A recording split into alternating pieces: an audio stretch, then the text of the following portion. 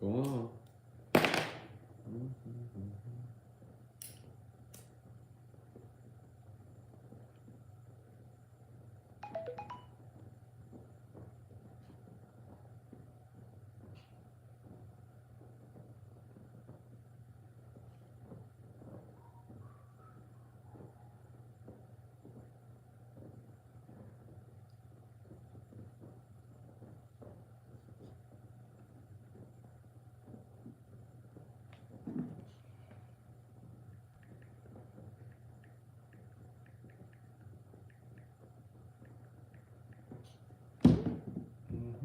Hey, Karen.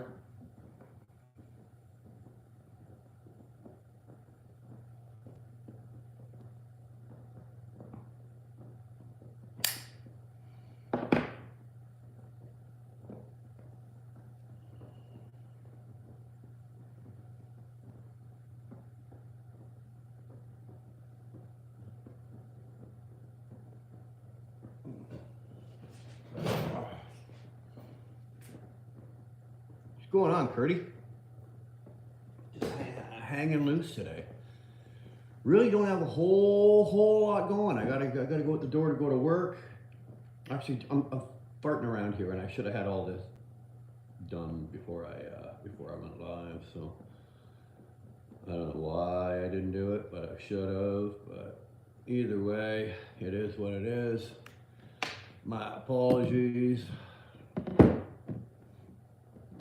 Karen Manthorn's here. How you doing, Karen? Thank God you're here. TJ, top of the morning. Well, you've already topped the morning with a couple people. I saw you over in Shannon Thomas. So you've already topped her morning. You take that however you want, TJ. How you top people's mornings is entirely up to you, TJ. Whatever you want to do. WCF Invader, we have been officially diagnosed with influenza flu B. Jesus Christ. Donnie, you guys, is it your family or you or who's we? When you say we, you could be talking about like a whole town, city, or the whole western side of the United States. What's we? Hold on, I gotta mess around with this for a minute.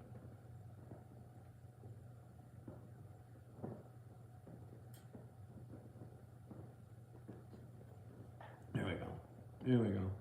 Karen, I was, there was a, you know what, Karen, I haven't had enough coffee. I haven't had enough coffee yet this morning to talk to you, so. You like that shame? That was so shameless, eh? What a shameless plug, eh?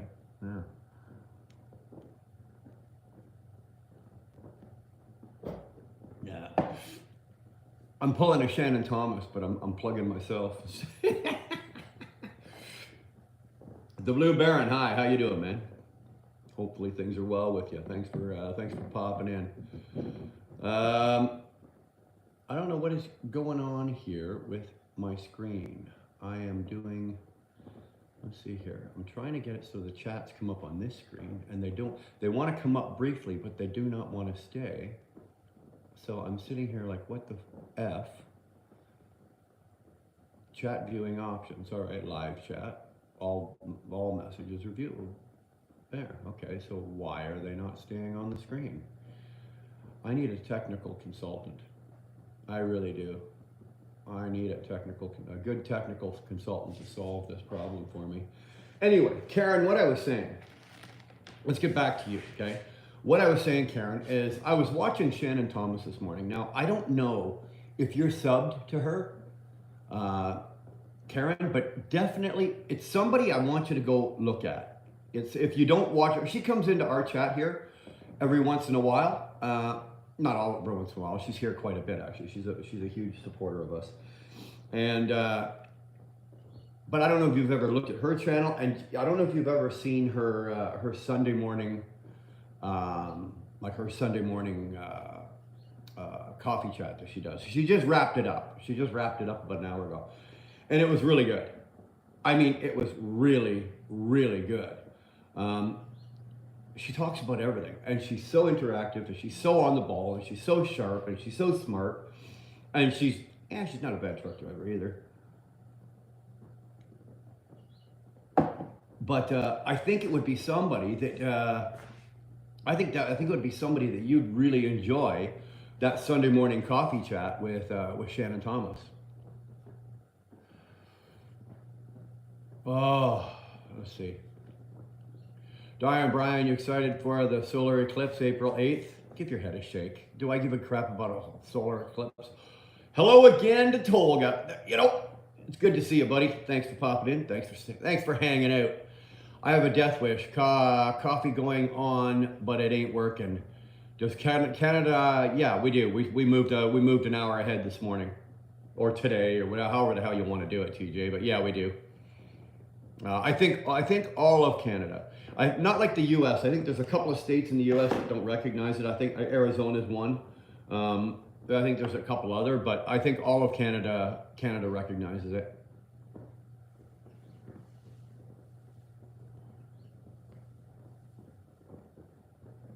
Karen, check her out. Definitely check her out. I'm telling you, you will not be disappointed.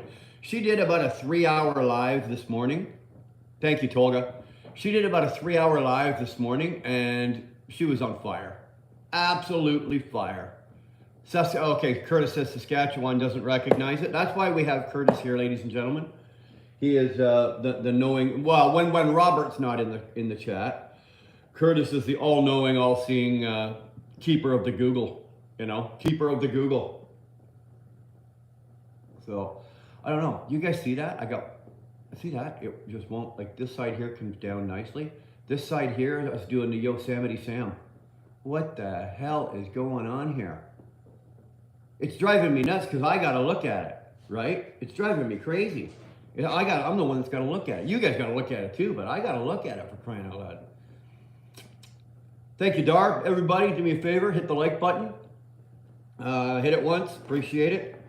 Sterling Wheel, good morning. How you doing, Pelly? Glad that you're up and around and moving. Thank God, that means you're still alive. We're not ready to lose you yet, so stick around. There's a few of us around that still kind of, you know, we kind of get used. We're used to you being around, Sterling. So,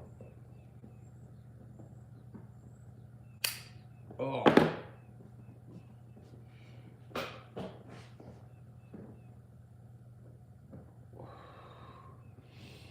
So as I was saying, you know what? Fuck this. I'm just gonna relax, man.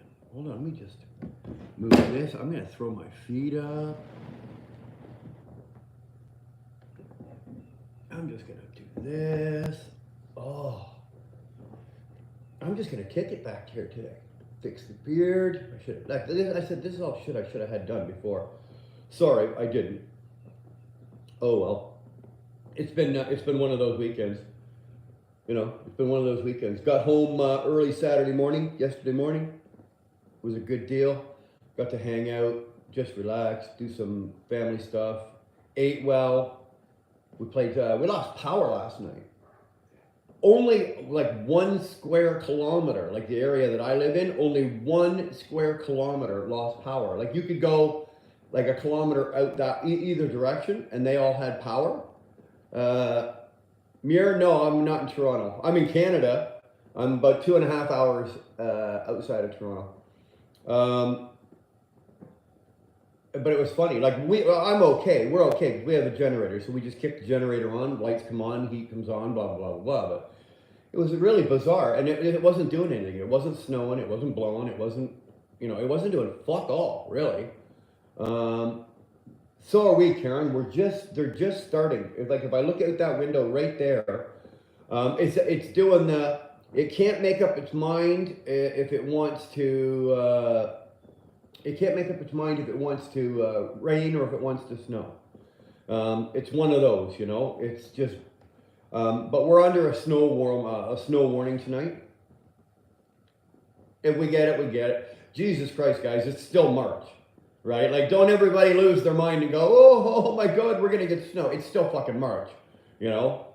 Sleet's always fun, Johnny. Yeah, I know that. Freeze.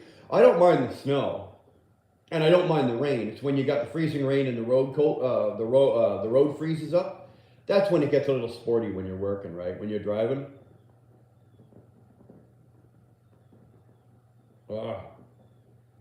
Who's that? Muir, you're going to get into truck driving soon. Well, son, do it right. Do it right. Black ice, baby. That's right, Johnny. If you're going to get into truck driving, buddy, get into it right, okay? Do not fart around. Don't do it half-assed. Go to a reputable school. Find yourself a reputable company you're going to work for. Don't work for some guy that's got 3 trucks and, you know, he's paying his drivers cash and, you know, shit like that. Do it right, you know, learn right, and then apply what you've learned properly. Do not take, there are a lot of shortcuts. Don't take them. Do it the right way, man. You know what? Earn your stripes the right way. Because every time you take, for every shortcut you take, you're just getting that much closer and closer to killing yourself out on the road. For every shortcut you take, you're shortening your own lifespan on the road. Because eventually, those guys out here, myself included, every one of those guys and these guys and all of us out here, every time we take a shortcut at some point or another, it comes back to bite you in the ass. Trust me, I know what the hell I'm talking about, okay? I've had it bite me in the ass just because I was too lazy and didn't want to do it right the first time. You know, your fathers have probably told you 100 times, do it right the first time, you'll never have to do it again. It's same thing applies to what we're doing out here, man. If you do it right the first time, so that means keep an open mind, listen to the old timers, listen to the people that have been doing it longer than you, find yourself a reputable company. Don't drive questionable equipment. If somebody hands you a truck and a trailer and says, there you go, that's your truck and trailer, don't look at it and just assume everything's going to be fine, right? You go over that truck and trailer like with a fine-tooth comb and you make sure that it's okay because, son, that's your CVOR and those are your points and that's your license and that's your name that's going to get fucking screwed terribly. Yeah, their CVOR and they're going to take some points and their insurance might. But you, at the end of the day, you are the guy holding the rope. You're screwed. You're the last one standing. You're the one that's going to take you're the one that's going to take the big hit on that. So, hopefully you take my advice. Okay, this is one of those areas that, dude, I've been doing it a long time. Johnny, guard dog right. Shit always rolls downhill, right? Always rolls. I've never seen shit roll uphill. Believe me, I've thrown enough of it up to the top of the hill, but I've never seen it roll up there by itself. So, man, shit rolls downhill, and if you're at the bottom of that hill, it's going to hit you. So do it right, buddy. Do it right. Not everybody does, not everybody will.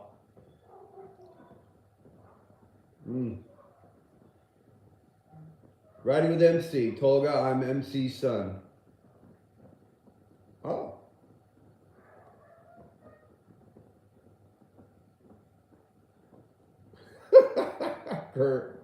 Now, Curtis is talking from experience here, right? Never piss against the wind. I've never tried it because, of course, to me, it didn't make sense. But Curtis had to fucking try it, right? I had to double check that just to see if it would actually work or not. Obviously, Curtis has discovered that you do not piss against the wind. Thanks, Curdy. Save us all having to go out and give that a try.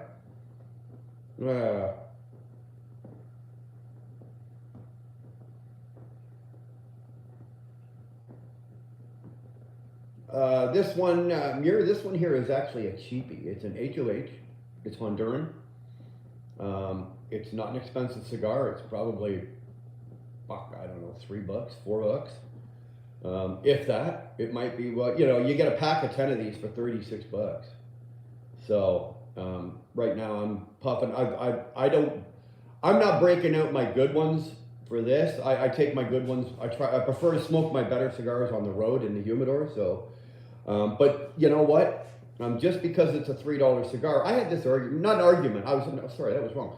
I wasn't arguing with James Best last night on his live. I was agreeing with him. We were discussing that, a $10 cigar or a $100 cigar isn't always better than a $10 cigar. And sometimes a $5 cigar is just, it just depends, it just depends. That's maybe a $3 or $4 stick, but you know what? I like it. I happen to like the cigars the Hondurans are making today, and the Nicaraguans. I think they're making better cigars than the Cubans, and their prices are, A Cuban Monte Cristo number 2 is still fucking almost $50 Canadian, right? And that's a Cuban, not the Monte Cristo number 2s that the Americans get that are from the Dominican, right? So the Cuban Monte Cristo number 2s are almost $50. And I would put up against that this cigar as an enjoyable cigar, just to sit back like I am. I got a fire going over here. I'm talking to you. I'm shooting the shit. I got my coffee and my Dr. Pepper on backup. And you know what? It's just a good cigar to smoke. I'm just relaxing. You know what? When I'm in the mood and I've got a little bit of fucking, you know, what do you call that? Tootiness? I don't fucking know. But when you've got a little bit of, then you break out the good one, and then you'll smoke a $40 stick. But first of all, I can't afford to be smoking. And again, I was talking about it on James's live last night. Yeah, I can't afford to be smoking, $40 cigars and 3 of them a day. $120 cigars a day. I can't afford that. I don't care. I don't care how much money you're making as an owner operator. You're not smoking $120 worth of cigars a day. But I can smoke 3 of these in a day, at $3 a piece. That's not bad. Considering you think you smoke a whole pack of cigarettes in a day, and a whole pack of cigarettes is what, $18? So if you're smoking $18 a day in cigarettes, I'm still only smoking $12, $15 or whatever it is in cigars. So it balances out. It balances out.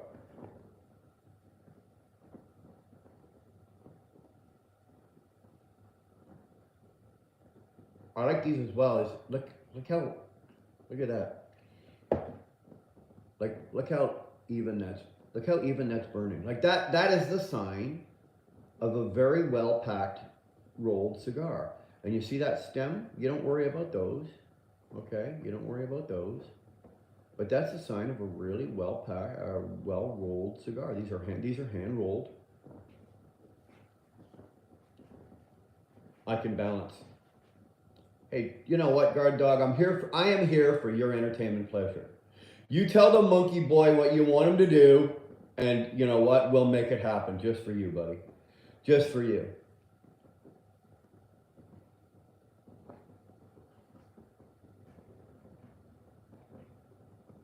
That is so true in my life. I just noticed that above my head. It's been there forever. I always forget it's there. Miss Thomas. Damn, you are a hard act to follow, woman. Karen, this is Shannon Thomas. So now, Karen, you guys are both blue. Click her channel and take a look at her channel, and this is who I was telling you all about, okay? And this is who I want you to go check out. I promise you, I don't make a lot of promises about a lot of people, but I promise you, you will not be disappointed if you join Shannon Thomas on Sunday morning for her coffee chat. Okay? I'm not. Curtis, fuck off. Go away. Curtis, I swear to God, I will come down there. I will do rotten fucking things to you that only your orthodontist or your dentist or DNA will be able to identify the body. Stop it. Come on, monkey boy, let's go. Party suit windmill effect. Do it, Wilbur. TJ, no, I wasn't goddamn well serious. Come on. I wasn't serious. Come on. You have it, do you? Guard dog, did you hang on to that? You did, didn't you? You hung on to that. Now, the only good thing I can say about that is that the camera wasn't facing me. At least it was facing the other way. Jesus. That was a rough one, boys. Let me tell you. I'm cooking eggs and bacon for me and Dee Dee and listening. That live made me super hungry. Well, you know what? Just so you know, I was in and out of your live. Like, we were listening the whole time, but it's because I was making breakfast for Dar. And guess what? Bacon, egg, sausage, and toast is what I made her for breakfast this morning. So she had we had the same breakfast, minus the Dee Dee, but we had a Piper and a Charlie, And Dar's cat, Pootie, for some bloody reason, has decided that he wants to hang out. And every time one of these screens gets turned on, an iPad or a phone, anything like that, anytime the cat is right there. Like I put up, I've got a picture. I'm going to put it in my community later. I got a picture of Dar and I sitting at the table last night. We were eating dinner, watching James. And my phone was leaning up against like a paper towel holder. And there was the goddamn cat standing in front of the camera, sitting there, just watching the screen. You'd almost swear that the little bastard was reading the comments. You'd swear to God. So, you enjoy Dee Dee. Great job today. Pootie is an evil kitten. Curtis, I agree. But he's Dar's kitten. Now, hence we say anymore, we don't need to say no more. He's Dar's kitten. Tiny is my kitten. Diesel is my kitten. Dar doesn't like him. Dar doesn't mind him. Dar likes him and loves him, don't get me wrong. But Dar, he annoys the shit out of her because he's always into stuff, right? He's like the little boy, right? He's like the little boy that's always, you'd be over here doing something and out of the corner of your ear, you'll hear ruffle, ruffle, ruffle over here in another room. And you know that's Diesel getting into something. Or you'll hear it out there. Or if he can't find Pootie, he will literally walk around the house screaming. Not crying, screaming until he finds Pootie. Until he finds where Pootie is, he will literally walk around the house just screaming, looking for Pootie.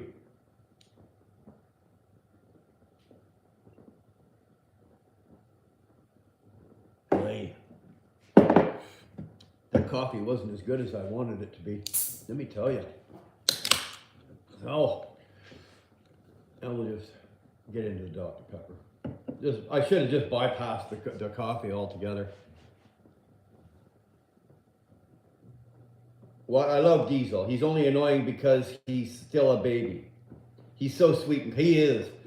When I phone Dar every night to say goodnight, she's usually in bed, whatever, in bed.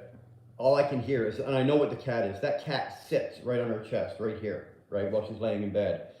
And she'll be on the phone talking, and all I will hear is, brrr, brrr. That's Humberto phoning me. Humberto, don't phone me. Humberto, don't call. Call later. I'll call you when I get on the road. What pipe you got? What do you mean? What pipe I got? Are you talking about? I have a smoking pipe. I smoke cigars, but I also smoke smoking pipe. I've got a really nice Ashton and Co. Smoking pipe. But other than that, that's the only pipe. That's the only pipe I've got. Not big on the other types of pipes, if you know what I mean. Crack pipes had them. Bongs and pipes. Fuck. There's probably at least. Is there any? No, the kids took them in last night. Usually, where I'm set up right here, there's usually a couple of bongs sitting out here. I'd be able to just reach over right here and hold up a bong to you guys can see it. I swear to God, the fucking bongs these days, guys, it's like you're looking at this. I'm looking at this fucking bong, and the couple of these kids have got, like, my daughter's got probably a nice collection. I don't know how many. I'm not going to say 10, 12, 15, whatever, but I'm going to say conservatively, let's say about 10 different bongs. Let me tell you something, man. These things get really, when they make these things, they get these things really, really creative. They make them really creatively. And I shit you not. They look like science experiments. Like if you took 2 or 3 bongs and lined them up like on a table or something, and you know, there's water in the bottom of this and that, and there's a little bit of smoke coming out the top or whatever like that, I would swear to God that you were in there doing a science, you know, you were doing your science homework or doing some science experiments or something like that. The fucking bongs they got are absolutely off the hook. Say root beer in a raspy voice? That's a new one. Root beer. I don't know. Good enough? Root beer in a raspy voice. I'm not a big root beer fan, but I'll drink it in a pinch. But Dr. Pepper is I live on. I live on Dr. Pepper, coffee, and water. Literally live on Dr. Pepper, coffee, and water. I can when it comes to liquids going in my body, that's about it. If it's not Dr. Pepper, it's going to be coffee, and if it's not coffee, it's going to be water. And it's funny that the water is the last choice on there. Skylar, Granda, hello. Hey, how are you? Woo. Dunkaroos, you're back for more, are you? You're back for more, Dunkaroos. He's hanging out. Look at this guy. He actually came back. We found him a couple of days ago on a couple of lives. And he actually came back. Holy Christ, we didn't abuse you enough or what? Well, welcome back. Thank God you're here, man. Now we can get the live going. Dunkaroos is here. Dunkaroos is here, guys. We can finally get this going here.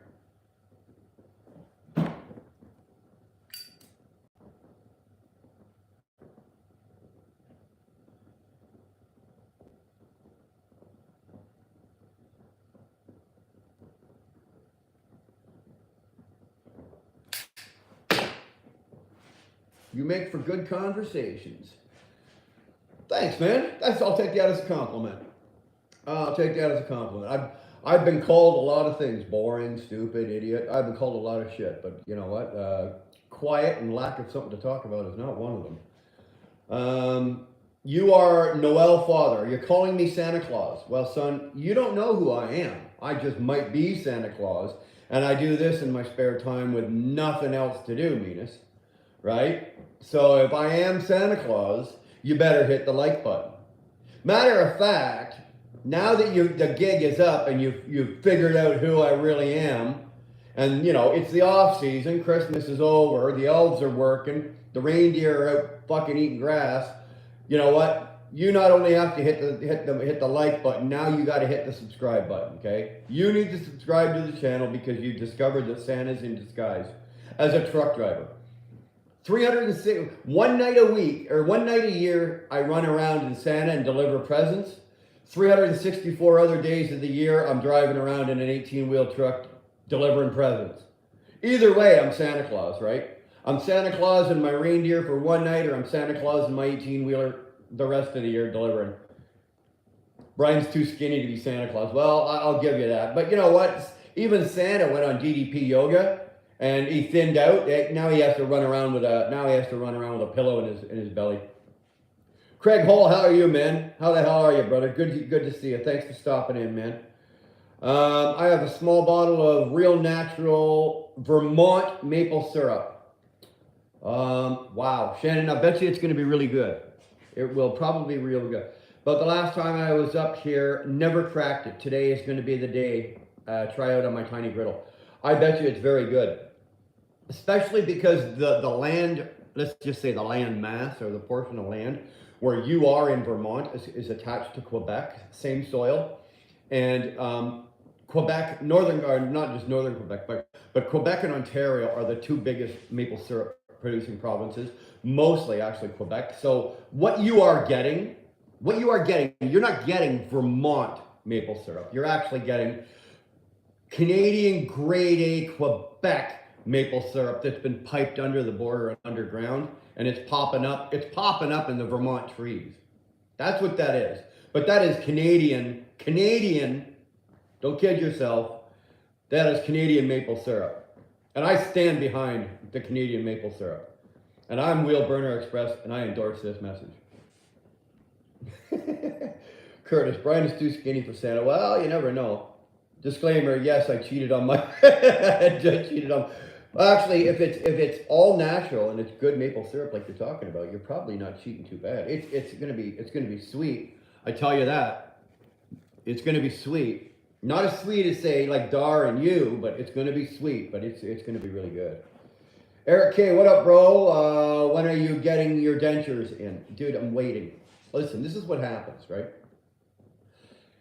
I had the teeth done. And then the eyes went. So I was 3 months without any income, 3.5 months without any income, surviving with, you know, because I had to have 9 eye surgeries done. So now it's a matter of I had to make a choice, either eyesight or teeth. Well, that wasn't a tough call, right? That wasn't a tough call, either eyesight or teeth. Which one do you want? Well, I'd rather be able to see. So I chose the eyesight and we got through it. So now we're at the point that I can, you know, we've been back to work now for five or 6 weeks. We're doing well. everything's balancing up okay. You know, like, I mean, like financially, we're coming, you know, we could, the lights at the end of that tunnel and we can see it, we're almost there and it's not that far away. So it's really close. And we're like, so once we hit like a certain plateau, then I can turn around and go, okay, let's spend $9,000 on fucking dentures on the teeth, right? It's just, that's just the way it is. You, sometimes in life you have to choose, right? Are you going to put 4 tires or 8 tires on? Are you going to put 2 tires, 2 steers or 2 or 4 drives? Are you going to, it doesn't matter. You're always making a choice. Something's always got to give. I myself was not in a financial position that I could choose both and do both. So that's it. We're almost there though. Trust me, nobody wants to have teeth more than I do. I'm not crazy about, walking through life like this. I'm not. So, those are the choices I had. Those are the choices I've had to make, and that's what we've done. So we're almost there. Give it. I would say, conservatively, let's say another 4 or 5 weeks, right? Another 4 or 5 weeks. Like I can go in anytime and get them measured up and get the molds and everything made. I can do that anytime I want, right? It's just getting doling out the cha-ching when they come due. So that's the only problem. Chaos Dar, he needs to landscape the camera. The portrait is horrible. What are you talking about? Chaos, that wasn't very nice. I don't sit there and say horrible things about you. Rajiv Singh, you girlfriend now name. Bro, I'd love to try to translate that and understand what you're saying, but you're asking me what my girlfriend's name is? Well, I don't have a girlfriend. I have a wife. She's in the chat. Her name is Dar. Kitty Craze with Dar. But no girlfriend. Dude, look at me. I can't afford to take a girlfriend and a wife. One or the other, not both. 54 years old. I'm getting too old and tired to be running around with a girlfriend and a wife. Sorry, not happening. Curtis, not as sweet as my fine titties. Well, I'm not going to say nothing. I'm not the one that was absolutely big on your hooters. That was James. James, for some reason, decided that he was going to take a liking and a loving to your boobs, your man hooters, whatever you want to call those. James fell in love with them. Me, not so much. I was more a bikini guy watching you cruise the backyard here on the John Deere while you're sitting there in your mankini or big bikini or whatever the hell you call that. Pneumatic Brit, how you doing, brother? Good to see you, Mark. Glad you're here, man. Thanks for popping in. You must be tired. Well, you were again, you were on the James Best show. You were on the James Best show for quite a while last night. Organized. On my phone, it wouldn't let me do anything but full screen. And, well, hold on a second here. I don't know why that's coming up like that, but on my phone, it wouldn't let me do anything but full screen. And when I try adjusting size, it swipes to another live. I'm not sure if it, no, it's just the way it's set up. We're doing lives now. Notice that a lot of us aren't using StreamYard anymore. We're using the live, but it's going out in the shorts format, so it's the long screen. And there's reasons for it, right? And a lot of us are doing it this way, and I'm experimenting with it, is what I'm doing. I'm just experimenting with it, farting around with it, trying new things with it to see how I can get it to work.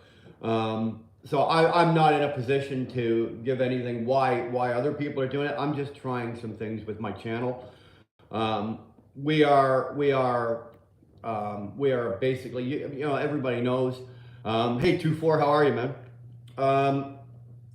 Everybody knows that we are basically a trucking channel, but we do talk about other stuff. But I think at the heart and soul of this channel, it is primarily trucking. And for the lives that we do, like the live broadcasts and shit we do, that's all fun and we enjoy it and we have a good time and we talk trucking, we talk hooters, and we talk about anything like that. But I think on the video sense of the videos that I've been doing, if you guys have noticed, my videos have started to scale back. They're only 5 to 7 minutes long, and it's more on, let's help the next guy. Let's get out there as a veteran truck driver. Let's get out and help the new kid, the new guy or girl that's coming into this business. Or it's on self-betterment, And again, Shannon Thomas is a huge on that. That woman's got 100 different ways to self-improvement, of advice for self-improvement. And you know what? I'm a firm believer in it as well. Let's get out there and help, but also let's help ourselves. We're not out here for the good of our health. Truck driving ain't the healthiest. It's not the best lifestyle in the world. People fade fast doing this. So let's take care of ourselves. And if there's anything that me or you and we can use my platform, if there's anything that we can do that's going to help out the new guy or new girl, hey, why not, man? Let's do it. So that's just kind of why we're doing what we're doing. I'm not, you'll see me over and, you'll see me in Shannon's live. I was over in James's live. There's a couple other people. SoCal goes live. I pop in. I always go in to see SoCal's live. DIY. I do DIY. I usually just sit around. I'll go in and say, hey, good morning or good afternoon to Adam in the chat, and I'll do whatever. But then most of the time I'm either driving, so I just sit quietly. And besides, when DIY or even Jeff Like, or when they're talking, I just want to listen, right? Most of the time I just want to listen because I'm going to learn something. Most of the time, even with SoCal. So a lot of people think he's just arrogant. He's not. It's just the way he is. It's the way he talks. It's the way it comes across. But if you can get across or push that aside, he owns his own trucking company. He does a good business. He gives good advice. He gives solid advice, and he's out here trying to help. He's out here trying to help the new guy. Like, even if he was a little bit arrogant, I wouldn't give a shit because all the rest of it makes up for that. So that's just kind of the way I look at that. Sorry, behind in the comments. Rig Pig, I think, what the hell are you saying there, son? Well, I'm going to read it off here.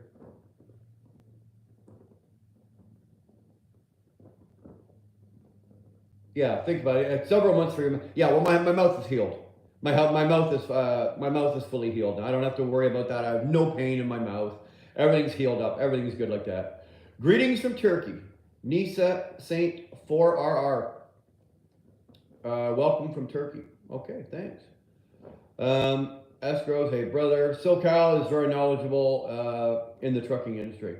Craig, you are absolutely right. Hey, Tom Brian Murray, how are you, man? Sorry, man, I missed you when you came in. Good afternoon. Yeah, thanks for popping in, Tom. Yeah, SoCal is.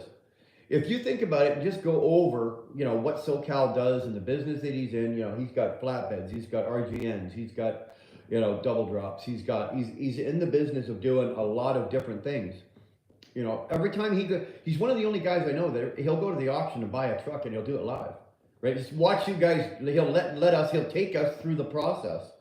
Ecos, how you doing? I hope I said your name right. Yeah, hi, brother. You guys do me a favor now. Hit that like button for me, would you please? Yeah, so SoCal will take you into the auction. He'll show you that. And when he buys new stuff, if he doesn't show it to you as he's buying it, he'll actually make a video of what he bought and show you what he bought. And if there's something wrong with it, he'll show you. Like, even if he gets burnt, he'll show you. And then basically it's a way of saying, don't do this. I got burnt. So you gotta respect somebody like that. You gotta respect that. Another one from Turkey. Nazif from Turkey. We've got quite a few. Tolga, I need Tolga. What do you think about Turkey? You are a follower. You are as he retracts the comment. It's okay. You know what, man? one of our best one of my best subscribers and one of YouTube's biggest friends is Tolga. Tolga is from Turkey, and he has very rarely misses a live. He's in everybody's live. Huge supporter, very positive. He is basically like the YouTube. What do you want to call him? What would you call him? You would call Tolga a YouTube ambassador. Tolga can basically float through anybody's live, and he's welcome and loved everywhere he goes. And he's just a really good guy, and he's very positive. He's always helpful. If there's new channels around, and there's new channels for this and there's new channels for that, Tolga's always throwing them up. So, what do I think of Turkey? I think Turkey puts out some of the nicest, friendliest people in the world. And on Thanksgiving and Christmas, turkey is yummy.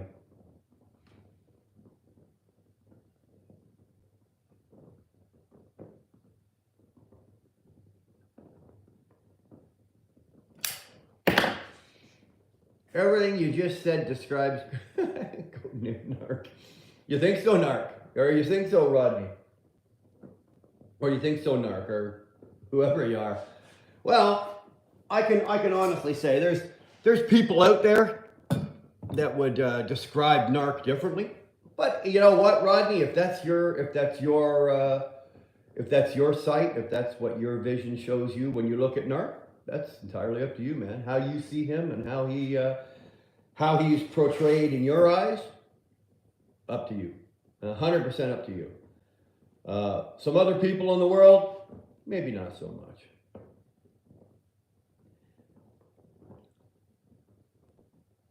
You know, I heard what he said last night, especially about me and my wife. So what? No big deal. So what? Yeah, if he thinks I'm going to come back swinging, no. Why? You know, it wasn't true.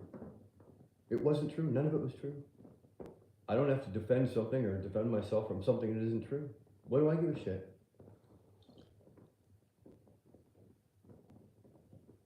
Funny though, I didn't even watch it. I had it sent to me. Somebody else sent it to me. I don't even have to watch this shit and people send it to me. It's all good though. It's all good. Although I do question, there's one thing I do question Narc about. He's free to do and obviously say and do everything he wants to do. And that's all cool. It's his channel. Fuck, if he wants to blow it up or burn it down, it's entirely up to him. And he's very tolerant. I'll give him this. He's more tolerant than I am of a lot of people. Like, you can literally go on his channel, insult the shit out of him, run him up and down, drag his dick through the dirt, and he'll still give you a wrench and he won't block you. And if you're into that drama kind of thing, that's all good. But there is a particular guy, and that's who was dragging my dick through the dirt last night over on Narc's channel. And why Narc even tolerates him? Because he's been spanked. He's been literally spanked from every channel. Every single channel on YouTube has spanked this guy. And yet Narc, for some reason, Narc just has this little, I don't know if it's a tinge of sympathy for him, or I don't know. Has he got a soft spot for him? I couldn't tell you. I don't know. But for some reason he does. And it surprises me. Because I've seen him go after, I've seen this guy go after, I've seen Jason go after Narc as well. And run Narc into the dirt. So I don't get that, but either way, it has no bearing on me. It makes no difference to my channel. This ain't what that ain't what we do. Yeah, exactly. You know, unfortunately, Narc's unemployed, and I'll be willing to bet you it was probably Jason that fucking did the call, made the calls.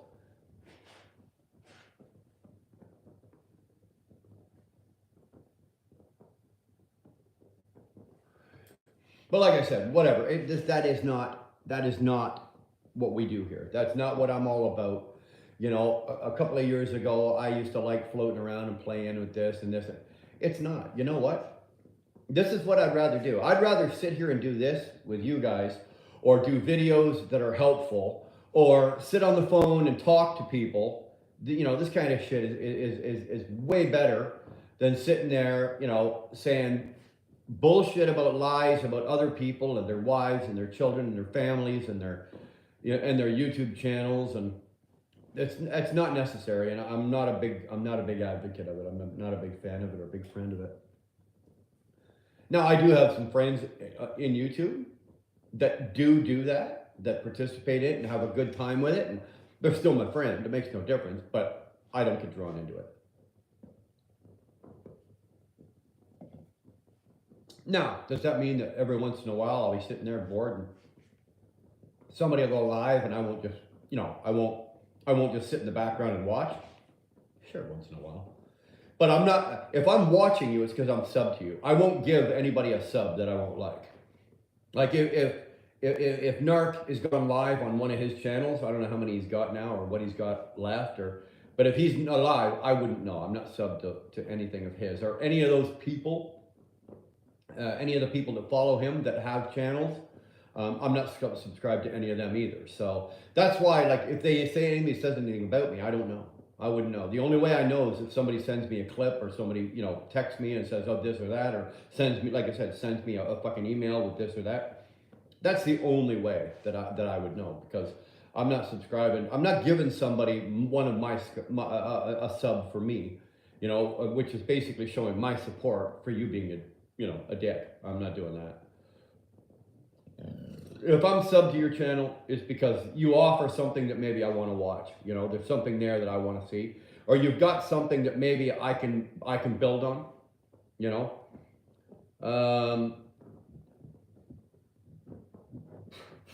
you see somebody see that? Look at that, he landed right here. He's a little moth.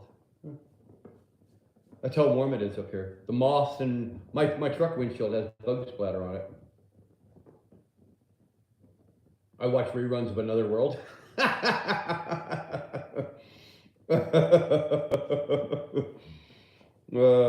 funny as shit.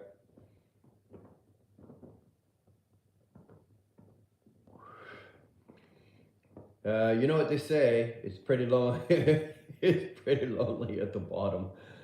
Yeah, I agree. Toss up between them two fools. Yeah, good point, Craig. The real boss.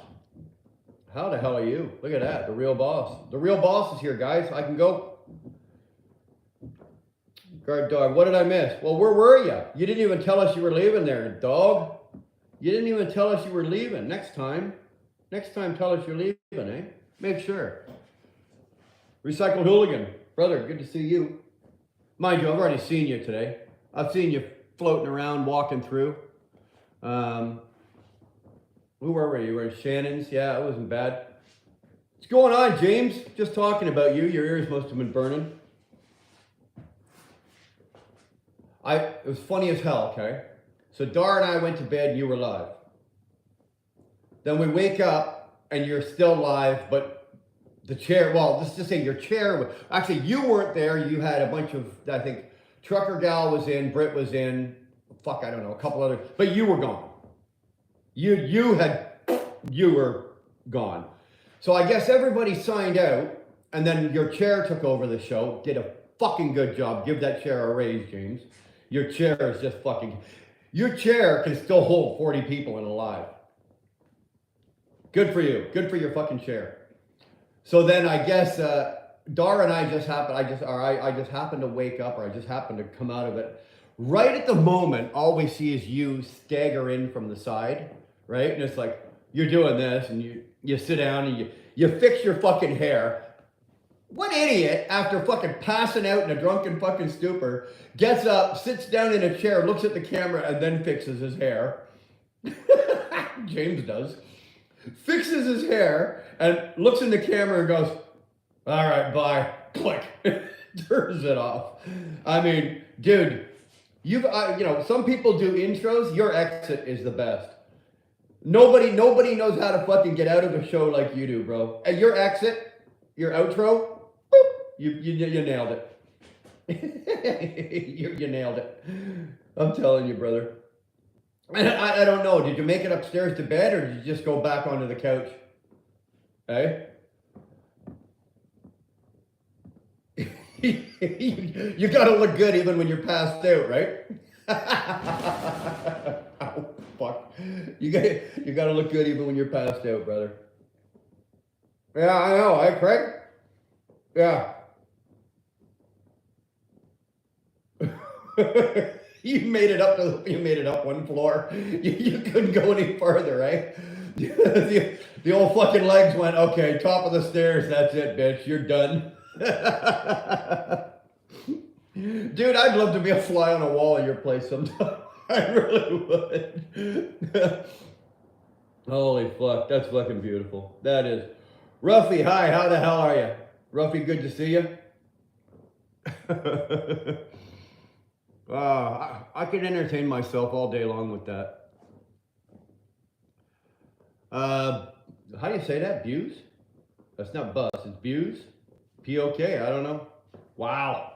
What's going on, everybody? We got some new, obviously, the way we're doing it, we get new people coming through here, so thanks for popping in. Everybody, thanks for popping in. I really do appreciate it. There's 33 of yous in here, 34 of yous in here. Hit that like button. Hit that like button. Let's go, fuckers. Hit that fucking like button. I'm not fucking begging for subscriptions. I don't ask you to subscribe. I don't ask you to sign up for memberships.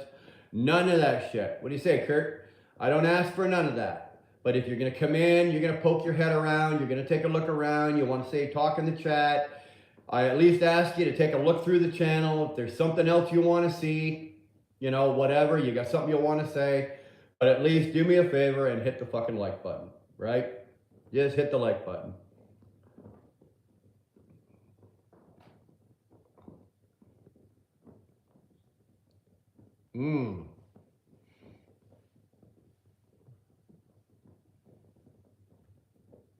See, James, this is, I don't know if he's still here, but this is what I was talking. Remember you were talking about this last night about the cigars. And I think you got the idea that I was disagreeing with you, and I wasn't. I was agreeing with you, right? And here, I'll give you the perfect example. This is an HOH Honduran. It's a fucking $3, maybe a $4 cigar, right? I pay 35 bucks for fucking 10 of them. For 10 of them, right? For 10 of these. God damn it, dude. I'd put this up against a fucking $12, $15, $20, $25 cigar any day of the week. So do I smoke fucking 3 cigars a day? Yeah, James, I smoke 3 cigars a day. But I'm not fucking smoking. I'm not smoking 3 fucking Monte Cristos. Oh, Cristos. I'm not fucking smoking 3 Monte Cristos at $45 or $50 a stick. So 120 bucks a day. Fuck no. I can't afford that. You can't afford that. But I can afford, when you think about a pack of cigarettes is 18 bucks, I can smoke 3 of these at fucking say $4 a pack, $4 a stick, that's 12 bucks. It's coming in at less than a fucking pack of cigarettes. So I was agreeing with you, but somehow or another, I think you got it in your head that I was arguing with you that you can afford to, you know, and no, I got no problem. James, you know I like to smoke good cigars, and I do. You know, I've got the Montes, I've got the Cahibas, I've got the Romeos, all the Cubans, I've got them all. But do I necessarily have to smoke them all the time? Fuck no, man. I'll smoke a $4, $3 cigar. I'll smoke a $5, $12 cigar. My wheelhouse are the Rocky Patels, right? My guy is the Rocky Patels, and those things there go anywhere between $8 and 12 bucks. So those are what. So I'll smoke 1 Rocky Patel in a day, and I'll smoke 2 of these. I'm still coming in.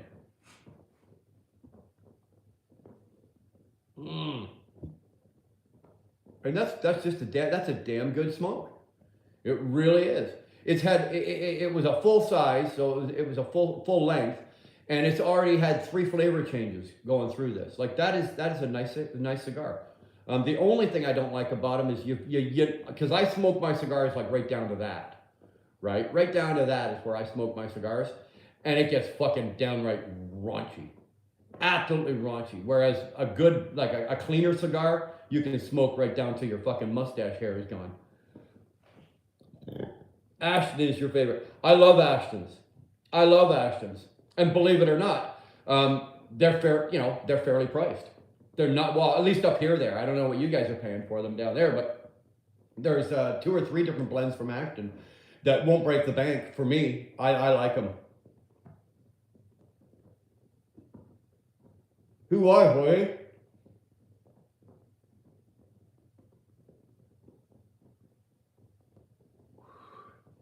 He was he? He was arguing with everybody, was he, Brett?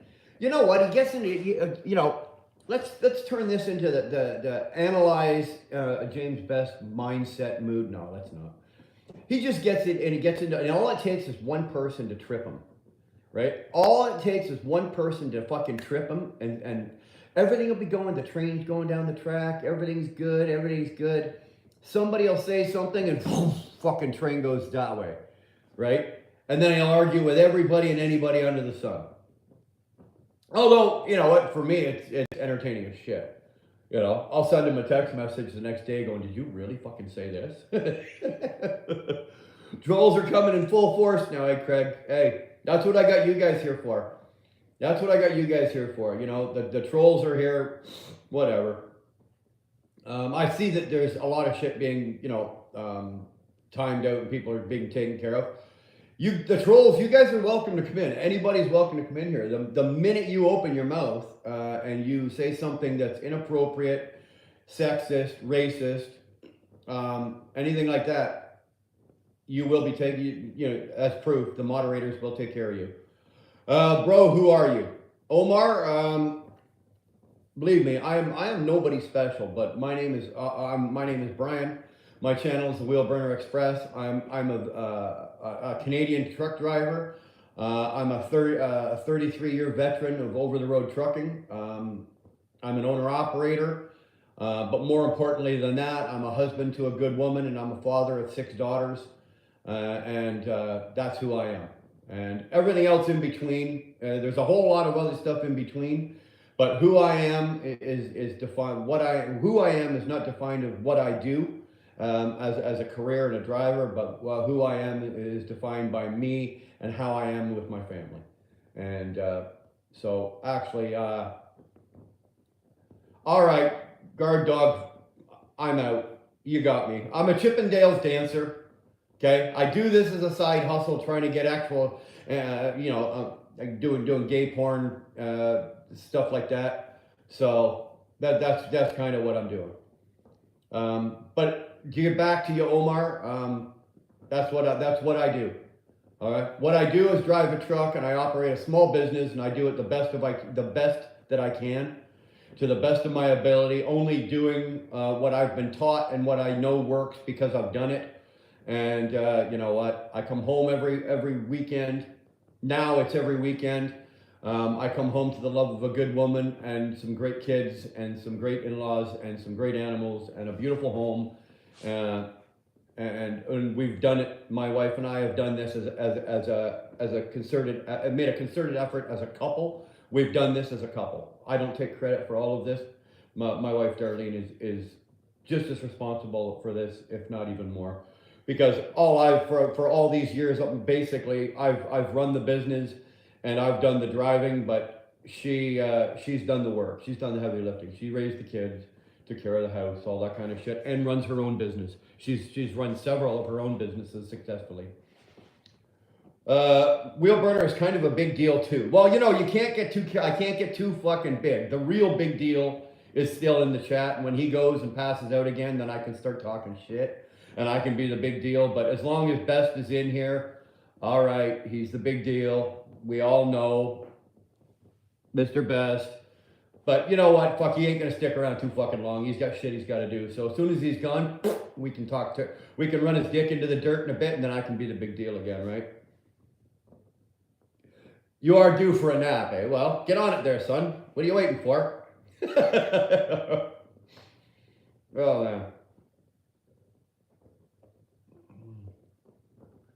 man, I'm really enjoying this. Thanks for hanging out, guys. Brian's OnlyFans is full of his tuna cabin furry nipples. Oh, come on, Curtis. People pay for that. You can't be giving that kind of information out for free, right? You can't be giving out that kind of information for free. Nobody gets shit for free here. It's the same in the trucking business. I don't do anything for free. Nowhere across the front of my forehead does it say fucking charity, right? Nowhere across the front of my forehead does it say charity. I don't work for free. If by chance in a million years I do something and it's for free per se, it's only because somewhere down the line it's going to pay off for me, you know, favors. I'll do favors, but you know, you do somebody a favor and somewhere down the line you're going to need help and hopefully they'll help you back. So that's kind of how that works with me. But when it comes to trucking, dude, I've been doing this a long goddamn time, and I do not do anything for free. When it comes to like companies that I'm working with, doesn't happen, man. Doesn't happen. Been burnt too many times being that nice guy, right? Oh, I'm just being, he's a nice guy. He'll do this, or he's a nice guy. Yeah, but then, you know, something happens and you need help or you need something and it doesn't work out. So, you know what? Being the nice guy in this business is not the way to go. Let me tell you that. Should we go back to the old Southern ways? Separate but equal? I don't know. Remember, I'm a Canadian, so the old Southern ways never applied to me. You know, and if I live in the province of Ontario, so we got Northern Ontario and Southern Ontario. So, you know, we're like England, right? You got the Northern bastard, which is Robert, and then you got the Southern softy, which is nomadic Brit. Well, in Ontario, we got the northern melonheads up in Northern Ontario, and we got the Southern rockers that are like us down here. The only difference between the Ontario Northern and the Ontario Southern is we can read and write and tie our own shoes down here. Up there, they're still using Velcro, and you know, Mom is still doing all their talking for them. What's going on, Snapper? How the hell are you, man? I have not seen you around. I am subbed to your channel, and either you're not putting out content or I'm not getting your notifications. Hopefully you're good. Curtis, I'm going to smack you right in the fucking teeth in a minute.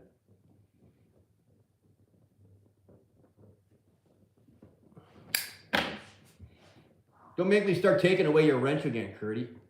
Hey? Don't make me start taking away your wrench again.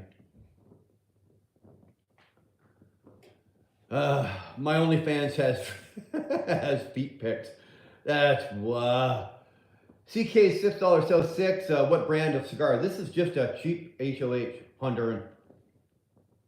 $4.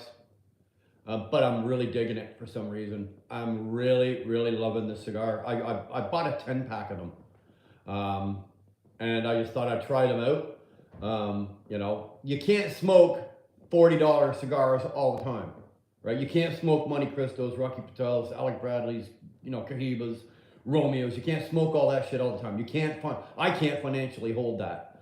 So I thought I would try these, and you know what, dude? I'm liking these. I really am. Snapper saying hi to Craig and Tolga. Come on now. Can the chat agree? Nickel. Oh, Jesus, Curtis, you really need to go there. Really, Curdy?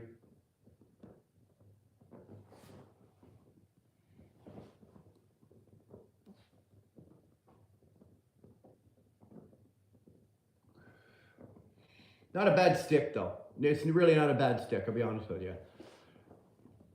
Red Hat Patty. I would love to be able to respond, but I do not have a clue what you said there. Unfortunately, I don't have a clue. If you wanna translate it for us, we'd all appreciate it. Gotcha. Sometimes they're the best. Yeah, got it. Britt saying hi to Snapper. Snapper saying hi to Britt. Curtis lost his wrench again because he's a dickhead. He can't help it. Oh, damn it. Hold on. I got to give it back. He's a fucking member. Damn it. Son of a bitch. Sorry, Curtis. Here, say something, Curtis, so I can click on you and give you back your bloody wrench. Curtis, you are showing that you are such a young whippersnapper by making that comment. Yeah, no kidding, eh? Yeah, kidding, eh? Absolutely.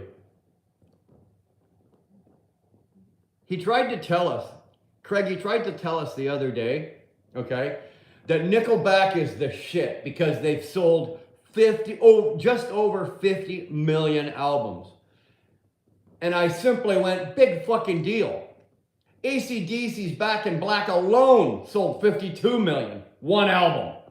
Nickelback's entire collection of albums is just over 50 million. AC/DC did it with one album.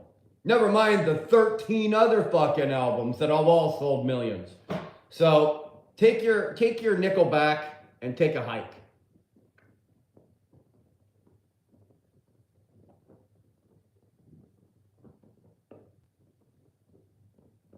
There you go, Curry. I even gave you a little extra on that one, buddy, because I felt bad. You'll see when you check in. You like both, eh? Well, let me tell you something. I'm not a big Nickelback fan, even though they are Canadian. And anybody that doesn't Google it, I want somebody to tell me how they got their name without Googling it.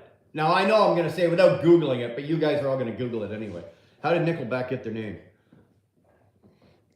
But I'm not a big Nickelback. AC/DC, on the other hand, you know, if I was on a deserted island and I could only take one band of music with me on a deserted island, that would be it. AC/DC. Elizabeth got it. Change back. Change back. Elizabeth, you got it. You got it. Now you can Google it and find out, but it has to do with getting change back. They were working at a place, or one of them was working, I think it was Chad was working at Subway or something, and they would they would sell something, whatever, and they'd always get a Nickelback. They'd get a Nickelback. So, and that's how they named their band Nickelback. You know, good thing it wasn't a dime, because it would have been a dime back, or a quarterback. That would have been fucking good, right? From Coffee, was it TJ? Okay. Maxine, yeah, we're live right now. We are live right now. Bass player is Chad Kroger. Yeah, he's also the lead singer, and he can't sing worth a shit. Have you noticed that and I hate to say this, but have you noticed that Nickelback is very much, in a sense, like AC/DC, though?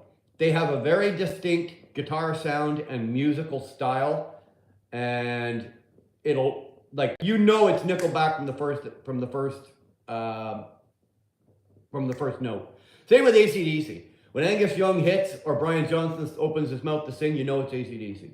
Nickelback is the same way. Now, it's not the same, it's not as good, and it's not the same type of music, but whatever. Let's get off of this because Nickelback's making me sick.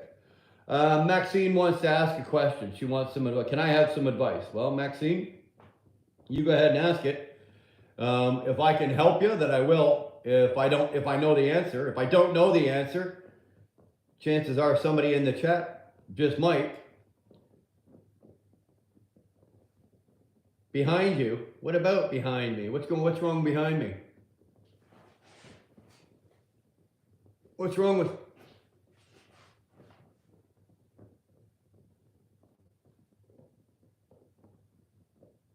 I'm just trying to figure out something.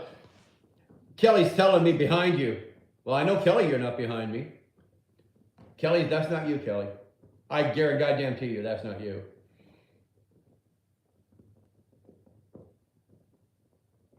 A lot of bands have, 2-4, you're right. A lot of bands do have a very distinct sound.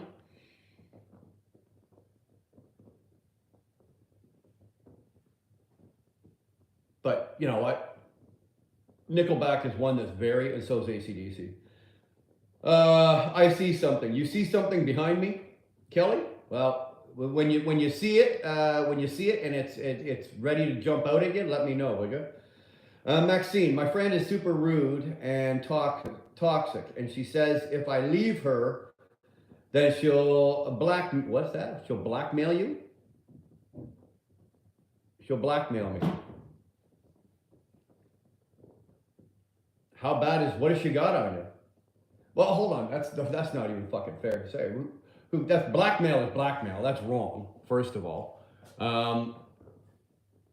But what does your friend have on you? So okay, if she's toxic, if she's rude, then she's not a friend of yours to start with. If she's gonna blackmail you, she's definitely not a friend. So why, if she's sitting here going, if you leave me or leave this friendship, I'm gonna blackmail you. How does that, I think that makes her feel, knowing that she's making you stay there against your will? That's the dumbest thing I ever heard. If that be the case, then you have to ask yourself, what is it that she has on you that she can blackmail you about? Depending on what it is, if it's super bad, I'm not gonna even guess. But if it's super bad and she puts it out or blackmails you with it, well, then you can call the cops, right? You can make it a legal action. If it's not that bad, blow it off and walk on by. Right? Just walk off, blow it off and walk on by, and don't give it a second. I've had people say to me, especially on YouTube, oh, this and that, we've dug up dirt on you and we're going to expose you. Go ahead. Knock yourself out. Expose away. Whatever you got, whatever you think you got, whatever you think you can find, knock yourself out. I'm still here. It's no big sweat. But like I said, if it was something that was to affect me financially, or say it affects you financially, or it affects you, it affects maybe your loved ones or something like that, then maybe you have legal recourse you can take. I just basically would look at it in a sense of how bad is it? Like, how serious is it? What is the worst that can happen to you? And if it's not that bad, pack shit and tell them to beat feet, man. Tell them to bugger off. Is blackmail anything like blue balls? Yes, it's exactly like blue balls. Nickel bags and dime bags was the good days. Mr. Misunderstood, I never ever fucked around with a nickel bag. It was always a dime bag. It was always a dime. Can you tell us about not being able to share news stories on social media in Canada? Much of my stuff is blocked when I go over the border. It's not so much that everything you've got to remember, in Canada, our news agencies, unlike in the US where CNN, Fox News, MSNBC, and all of those are independent companies. Up here, it works much differently. It really does work much differently. Up here, we've got CBC, City TV, Global, and a couple other smaller, but all of them are on the federal government tip. Okay, they all take federal government money, funding, to stay afloat. They cannot stay afloat without federal government money, right? Whereas Fox is privately owned, it's sourced, it makes all its own money, it supports itself. None of our news agencies do. So because they're on the federal government, milk train here, and they rely on their $600 million, $800 million a year worth of grants, they can the government can pretty much do and say what they want and make it happen, right? They can make the narrative anything they want. So let's say there's a story going on in the US that they don't want the Canadians, they just narrow the bandwidth and it doesn't make it up here. The only way it makes it more, let me put it to you this way, GW, more creditable news makes it into Canada through the internet, through Rebel News and through YouTube and through other things than it actually does on our news channels.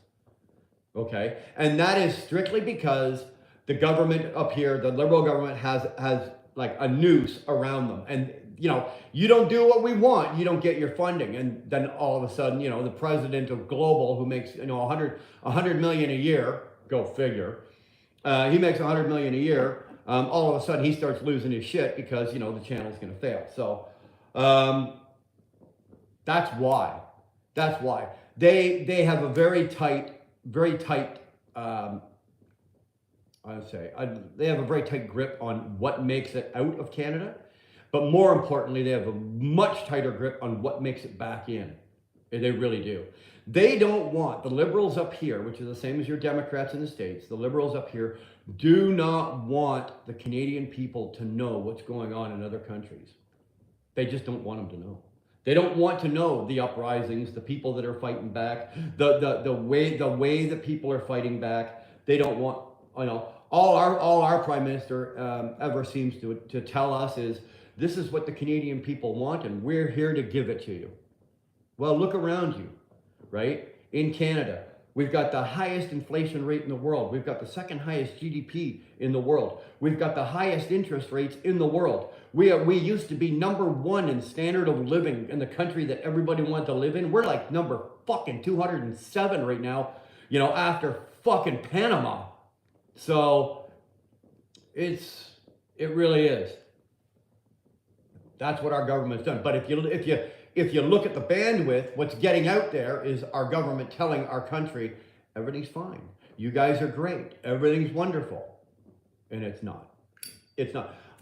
People like you, GW, and me, and Guard Dog, and all the people, because I'm a Canadian, but I spend more time in the US than I do in Canada, right? So I see it. I live it. I experience it.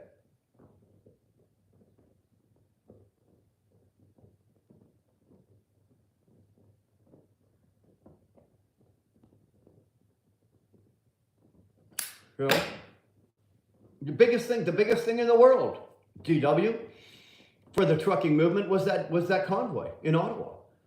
You know, and the beautiful thing about that is 20% of the people that were at that convoy were U.S. citizens, were Americans, were American drivers. 20%. That's fucking huge, GW. Do you know how many fucking people? Do you know how many trucks that is that came across the border to get in here to do that fucking convoy? On 100,000, right? 100,000 trucks and drivers and people, all things, they're saying 20% were US. Wow, that's not too bad. And you guys didn't even see 1/5 of it. Because as soon as it happened, it got shut down. And you know how that convoy got out? You know how you guys all saw what was going on? TJ and GW, when that convoy was happening, you know how you guys all knew what was going on? Guys like me, Mr. Sunshine Baby, Northern Girl Hobbies, there was a bunch of us that were down there, you know, at the convoy, in there. My truck, me, Dar, and my truck were in that convoy, parked in front of the Parliament buildings, and we were live. Like, we were just burning through fucking phones and batteries and fucking trying to keep our phones warm because it was minus 20, 25 out. And more creditable shit came out of that convoy via guys with these and cameras doing YouTube lives than what you guys ever saw on the news. What you guys ever saw on the news. Would you believe that Fox and NBC and all of those companies that were trying to get people into that convoy were actually being blocked from coming in? Because the Canadian government knew that once they got in and that story got out, which it did eventually, but once they got in and that story got out, the gig was up. And it did of course happen. It did of course happen. Maxine, my crush is I should tell everyone I sent gross pictures when I didn't. Well, Maxine, if it didn't happen, don't worry about it. I had somebody last night in their live talking about me making up shit, saying stuff that never fucking happened. Don't worry about it. If it didn't happen, you don't need to defend yourself. If it didn't happen and you know it didn't happen and there's nothing there, don't worry about it. Don't defend something. If you go to defend yourself in something that you didn't do, then you're giving them credibility and power. Just fucking walk away and go, that's bullshit, and walk away. Little Dog, are you famous? Hell no. Maybe in my own mind, you know, in my own bedroom when the cameras are on. Just kidding. Not really. Liliana C, hey, how's it going? Well, we're doing all right. Curtis, Sterling is playing animal porn on a stream. That's probably about right. Is he going as Sterling, or is he over as what's his other channel? Snore Rider. Snore Rider gets a little funky now and then. I think Snore Rider is when Sterling's got an itch and he needs to relieve it, and that's what Snore Rider is. TJ, whatever the feds say here in the U.S., the economy here sucks, yet the stock market is killing it. Well, TJ, I hope you're taking advantage of that, because the same thing is happening here. Although somebody made a very good comment last night, or not last night, the night before in my live. They said that the TSX, which is the Toronto Stock Exchange, right, which is on the global and world market, The TSX in the last year, 365 days, not a single new company has been opened and placed on the stock market. Not one.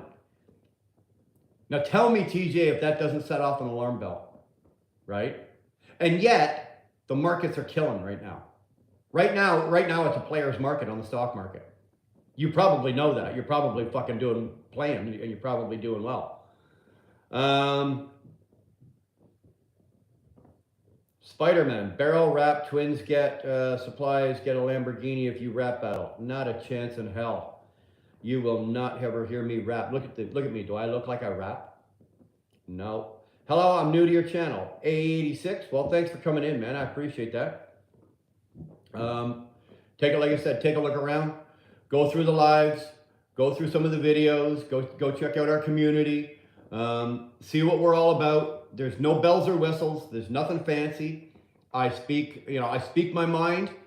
I'm not always right. And if I'm wrong and I got proven wrong, I'll stand up and say, you know what? I was wrong. But I do what I do out here. And basically I'm out here I've basically got a platform that I allow other seasoned, experienced drivers come in, and we all just talk and hang out. And if there's somebody that needs help, hey, we can help you out, man. And that's what we're doing out here. That's all we're doing out here. No, I got no visions of being famous or no visions of being a world-class YouTuber or anything like that. We're just out here. I'm just out here trying to have some fun. But if you're new to the channel, thanks for it, man. Hit the subscribe, hit the like button. I'd appreciate that. Hit the like button, hit the subscribe button if you want to hang out, and turn on your notifications. So when I go live 2-3 times a week, and I probably put out 1 or 2 videos a week, depending on what I'm doing and how busy I am. Yeah. Mr. Top Hat, do you like pickles? Are you kidding me? Please answer this is a serious question. Yeah. Yeah, I like baby dill pickles. I like regular dill pickles. I'm not big on bread and butter pickles, and I don't like sweet and sour pickles. Serious question, there's a serious answer. Hope that helps you out, brother. The lady I used through Edward Jones, hold on, let me read it on this one, TJ, sorry. The lady I used through Edward Jones Investments is doing me well. She's good at what she does, and I'm lucky to have her. Good, TJ, good. I'm glad to hear that. I did at one point have money tied up with Edward Jones. This is a few years back. I don't any longer. We have another side that another person that we use. It's not an investment company. It's just an investment broker or somebody that's like in the family type thing. So that's kind of good. But I'm glad it's working out for you. I really am. I really am. Here, I'll throw you a fucking tip, okay? Canadian company, TJ. Canadian company. I bet you've even fucking heard of them. It's a fucking trucking company, and I know you're rolling your eyes, okay? But fucking 2 years ago, okay? 2 years ago, TJ, this trucking company that was trading at about $4.25, $4.35 a share, okay? COVID hit, all this shit hit, and just like everybody else, all the other trucking companies, their stock fucking bottomed out. Well, as soon as that happened, we started buying, right? You start buying it. As soon as it hits as low as you think it's gonna go, and you buy it, and we just continue buying it weekly. And it went down to I think it bottomed out somewhere around $1.80, $1.90. And now it's bing. It's starting to climb back up again. And the name of the company is Titanium. They're on the stock market, Titanium Transportation. They're based out of Toronto, Bolton, Ontario. Do your research on them. They're fully, you will get the whole package of what the company's all about. And they are going to be the next, in Canada, they're going to be the next big boomer. Okay, they are currently, say in the last 3 years, I think they've bought 4 other trucking, 4 or 5. I think, say 4 for sure. I think maybe 5 other trucking companies. They're just gobbling up all the little boys, all the little guys, they're gobbling them all up, rolling it all in, and they're doing very, very well. And actually, they just bought one of the major companies up here. They bought IFS, which is a big company up here. Check them out. I like them.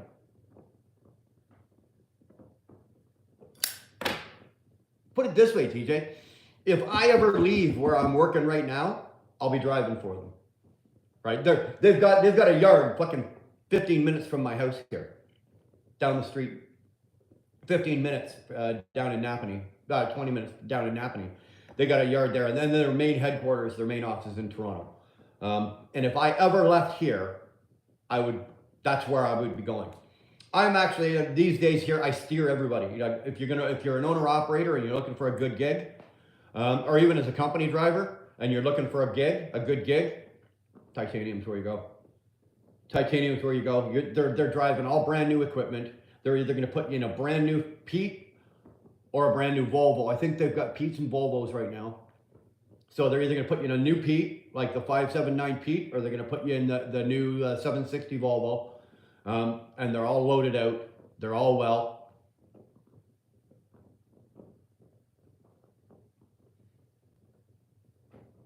Liliana, he should get in just a little more than just a little bit of trouble for this shit that he's done. He should be getting in a whole lot of shit for the shit that he's done. Mind you, he's a dick, and the apple didn't fall far from the tree. It's not like I can get in trouble by saying anything about it, but it's yeah. Hunter Biden is quite the asshole. He really is, and he deserves what he gets. He does. He screwed over a lot of people, took a lot of fucking money, had his daddy have to come bail him out. Actually, his daddy couldn't bail him out. His daddy's boys had to come bail him out. You know, it's kind of funny when you think about it. Favorite car, King Apple's 2300. My favorite car is a 1963 split window Corvette. That's my favorite car. Totally underpowered, zero performance, but looks and style and year, make, and model. 1963 split window Corvette. They only made them for 1 year. Very rare, very expensive if you can get one that's been numbers matching and put back together. Love them. Love them. Sexy car. 69 Superbird. Agreed. Sexy. Riding with MC. Very sexy car. I am along those lines as well. 67, 68. Sorry, 60. Yeah, 60. Not so much 67. Say 68, 69 Camaros. 69 Mustangs. 63 Corvettes, but then the 69, 70, 71 Corvettes. And then everything Dodge. Everything Dodge between 67 and 75.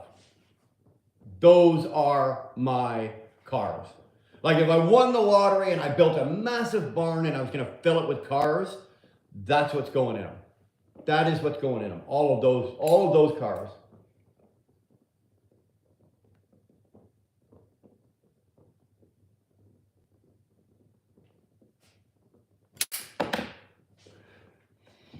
I've never seen a 63 split window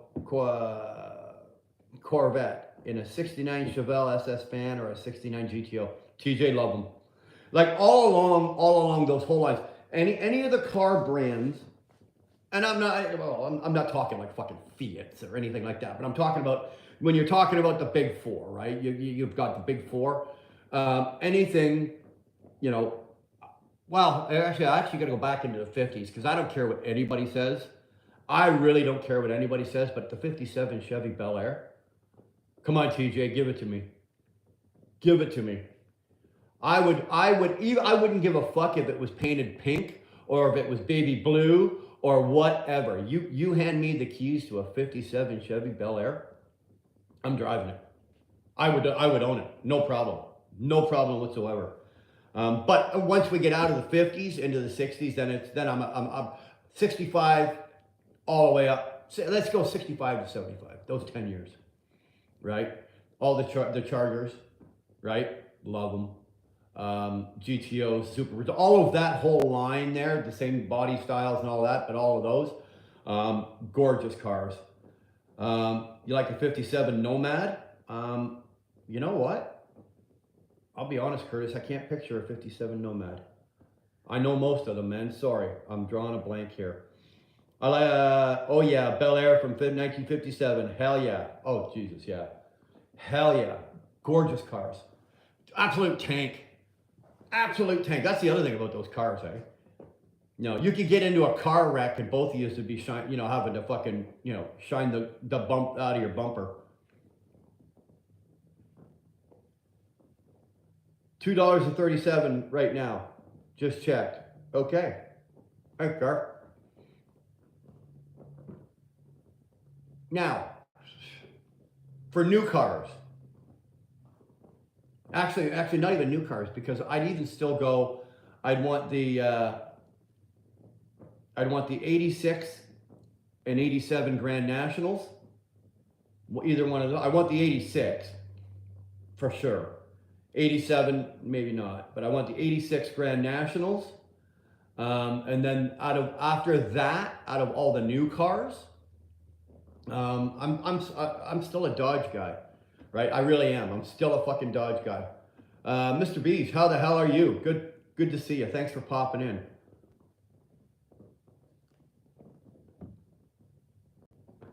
Watch the Old Man's Garage. She just did a really good video on the 55 Chev. See, I'd watch that. That's the kind of shit there that, I'll lay there in bed on YouTube and watch that kind of stuff all night long, Craig. All night long. Like I'll go to bed at fucking like 7 o'clock at night, and next thing you know, I'm looking at it, it's 11 o'clock. I've been looking at this shit for fucking 4 hours, and I gotta get up in 3 hours. So.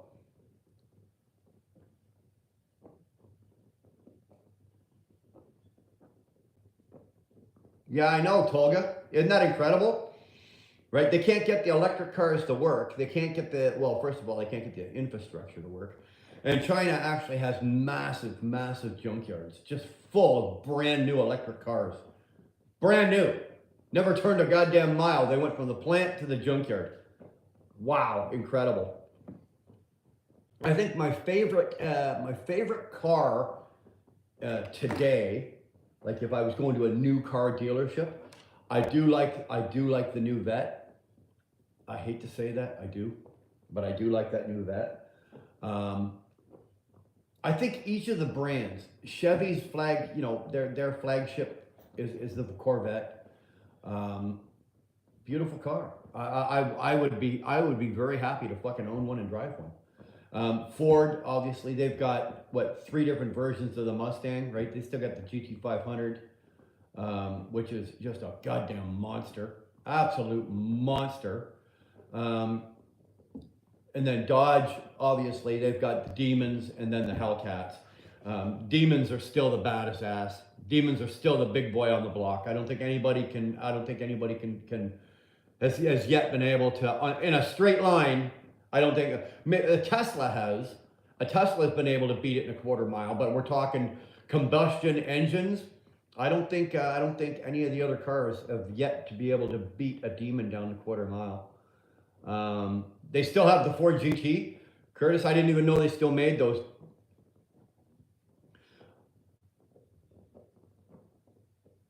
Oh, okay. The 57 Nomad is a Bel Air, but a wagon.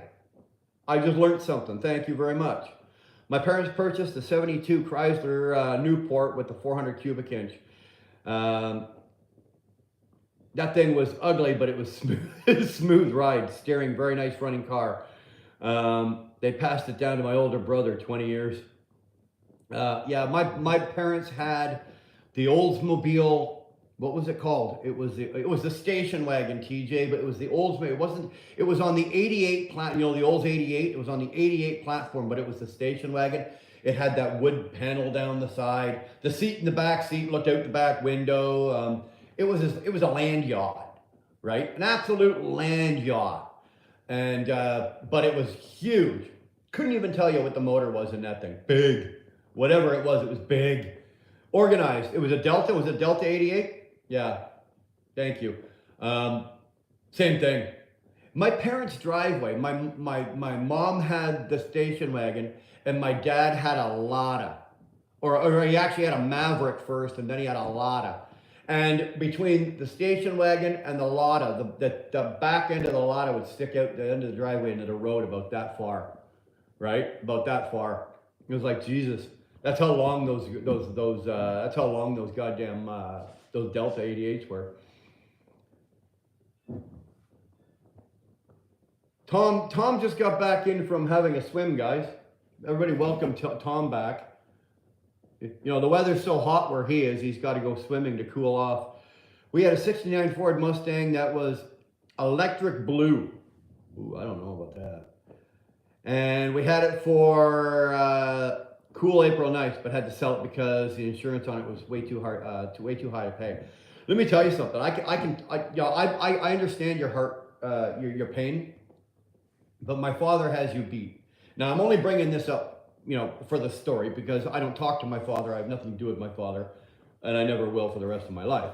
But in this case here, you got to feel bad for my dad, because my dad had a 67 Camaro, and this is when he was young, obviously. He had just finished the police. He had just finished the police college. He'd come out of the police college. He was joining the police department. He paid $3,200. He saved all his money, and he paid $3,200 right off and bought it right off the showroom floor. 1967. It was a 67, but he bought it in 68. Right? And at that time, he was dating my mom and everything like that. And then in 69, I was born. My dad had to sell that car because you can't put babies in the back of Camaros. And even though at those days it was okay to hold your baby while you were driving down the road in 1969, and they didn't have, per se, what you would call car seats. A car seat in 1969 is you took the kid and you stuck it in the wheel, the steering wheel, you know, the half moon, the bottom half of the steering wheel. That's where you put the kid, right? Back in 1969. But my dad, being a police officer, and didn't think it was the wisest vehicle. So in 1969, I was born. In 1970, my dad sold the car. And to this day, if you go and ask my father about it, he'll get pissy and he gets angry, and he still blames me for him having to sell that car. And actually, in the back of my mind, I'm going, good, son of a bitch, didn't deserve it anyway. But anyway, my brother had his Ford Galaxy 500. Oh wow, oh wow. Called it the Shark. It was actually a pretty fast car. Yeah, they were quick. They were quick. Curtis, new Ford GT dropped the supercharged V8 for a twin turbo V6. Dude, I didn't even know they were still making them. To be honest with you, I didn't know they were still making them. I remember sleeping on the floor between the front and the back seat on long trips. Yeah, we used to do that in the back of that Delta, right? Because like I said, the back seat looked out the back window. But Jesus Christ, TJ, it had to be at least fucking 6 feet wide, right? And there's me and my brother, right? Me and my brother, we were just kids. So yeah, my parents would throw us back there with you know, some potato chips, you know, whatever, you know, snack food and shit like that on a 3 or 4 hour drive if we were going somewhere. They literally, because they smoked, so we'd be back there. The smoke, you guys remember what it was like back in those days, right? You'd be in your parents' car, and the ceiling of the car is here, and the smoke was here, and your head was above the smoke. So yeah, me and my brother, and they'd come by the time we got where we were going, me and my brother would be sound asleep. I don't know if it was because we were asphyxiated or we just got tired and fell asleep, but same thing. You know, two kids could fall asleep in the back of that car. Not give it a second thought. Be no problems whatsoever. Trucking retired. Laughing out loud. I don't think they ever stopped making GTs. You know, it's one of those cars that, you know, I've watched the movie, and I know the story of how the GT, you know, the GT came to and whatnot like that. Do I like it? Yes. Is it a sexy looking car to me? Yes. But if I was going to go down that road, sort of like for the supercars and shit like that, and if you've got that kind of money to be dealing with, you know, to put your pinky into that pond, then you know what? There's probably 2 or 3 other cars that I'm going to pick before I take that GT. But that's just me. That's just me personally. Hold on. I think my propane tank's getting a little low. I made my kids fill it up last time because they burned it out on me.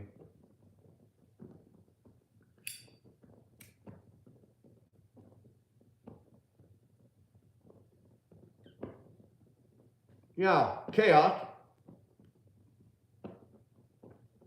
It doesn't mean I wouldn't like to drive one. I would love to drive that GT, the Ford GT. My problem was I'd need a crane to lower myself down into it and to get out of it. That would be the problem with any of these supercars, right? If you've got any kind of back ailment or hip problems, you're not getting in and out of these fucking things, not without assistance. At least I wouldn't be able to.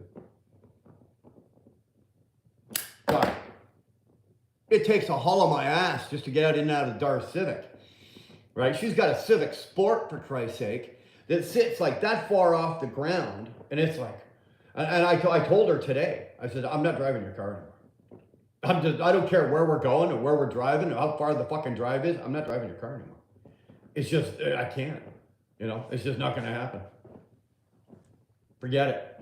Too low, too uncomfortable. It was good. It's good for her. It's good for fuel mileage. It's good for her doing what she's doing with her business and everything, because the thing will run for 7,000 years, right? It's a 2019 and she's got 260,000 kilometers. So that's like 170,000 miles, right? So she's mileage the shit out of it. Nothing still goes like a fucking top. Oil changes and tires. Oil changes and tires. On all those Hondas, oil changes and tires. You give them oil changes at proper intervals and the tires, and they'll do your transmission, flush and all that shit at the proper interval when they tell you. If you do that, there's no reason why that Civic's not going to roll out 400,000 clicks or 500,000 kilometers. There's no reason whatsoever. Karen came back for a bit. She was probably in the kitchen making Alan dinner. I'd have to say the Ford GT is the only American supercar other than the Dodge Viper. Chaos, I don't know if you want to classify the Dodge Viper as a supercar. It was basically a Hemi V8 with 2 cylinders added to it, so it was a V10. But there was zero performance to that thing. It was like the Dodge Demon. It was a straight line miracle. That was straight line.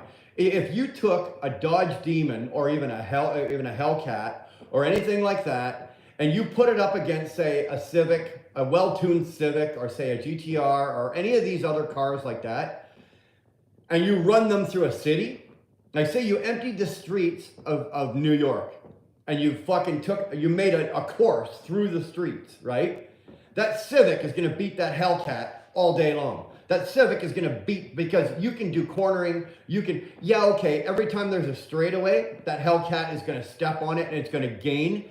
But for as many turns as there is and ups and downs and everything like that, the sport car is gonna, the sport performance and handling car is gonna outperform the sports performance horsepower car all day long. If you want to stick them on a quarter mile, come on, the Viper might win, or the Hellcat might win, but dollar for dollar, if I'm being chased by the cops, I want to be in Darth Civic.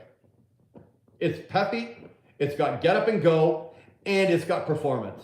It's got performance. I can take that car and I can spin that thing around faster than all the cops up here drive SUVs. I can get away from any cop in this area driving that fucking car. All I have to do is get off the highway and get into a city or a residential area. They wouldn't be able to catch me.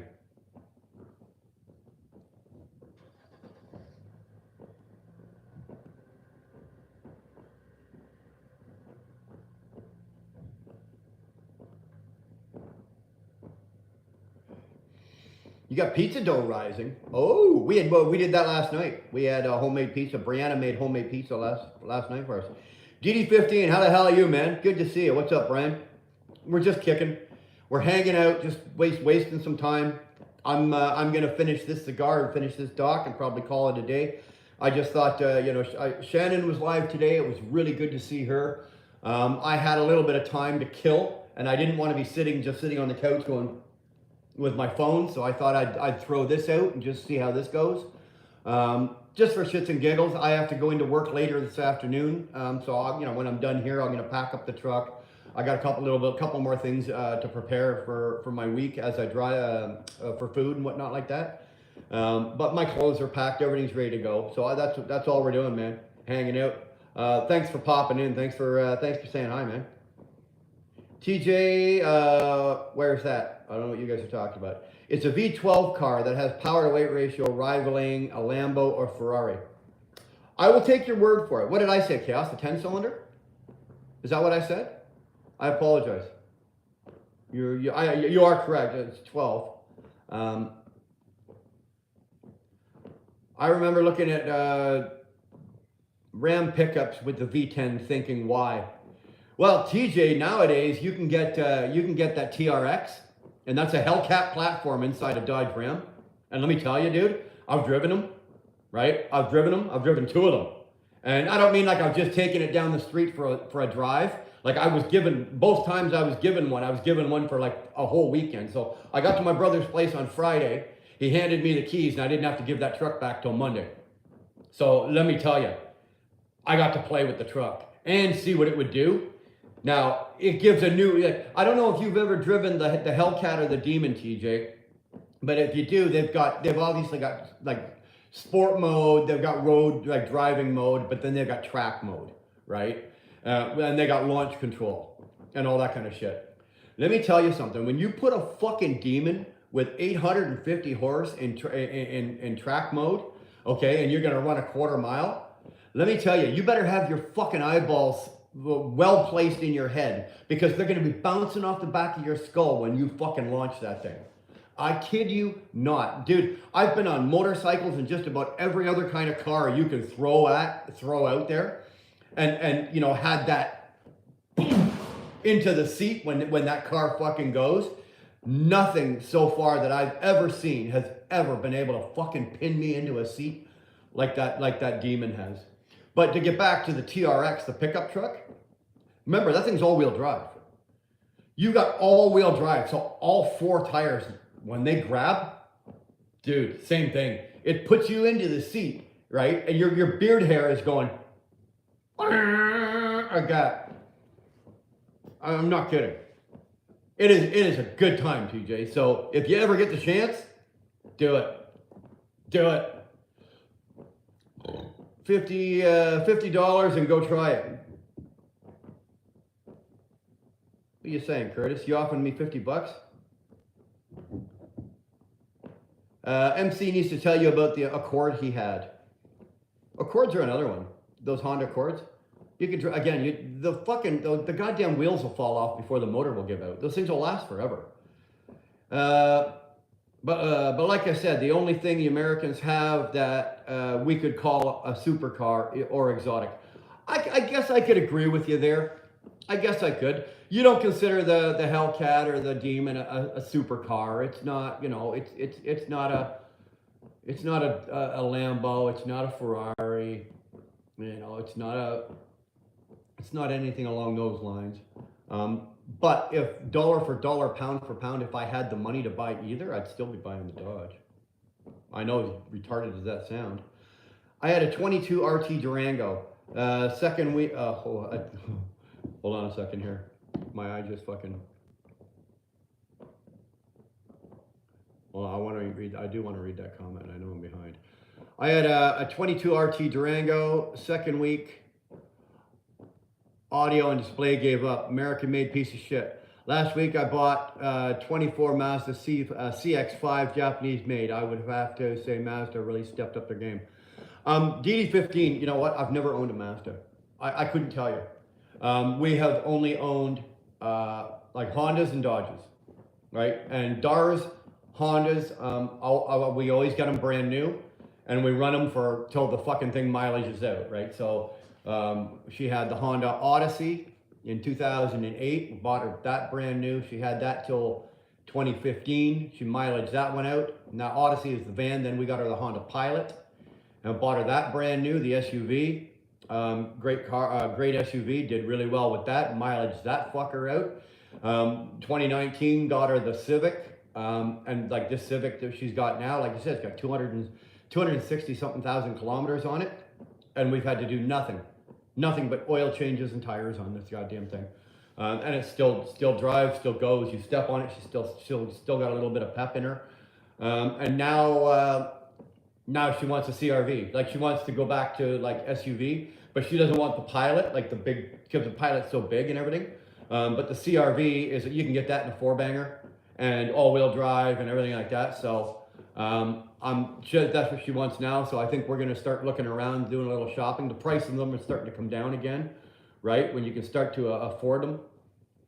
I'm making panzerottis for supper. Oh, and TJ, they also made a V10 for the 3500, but 5500 too.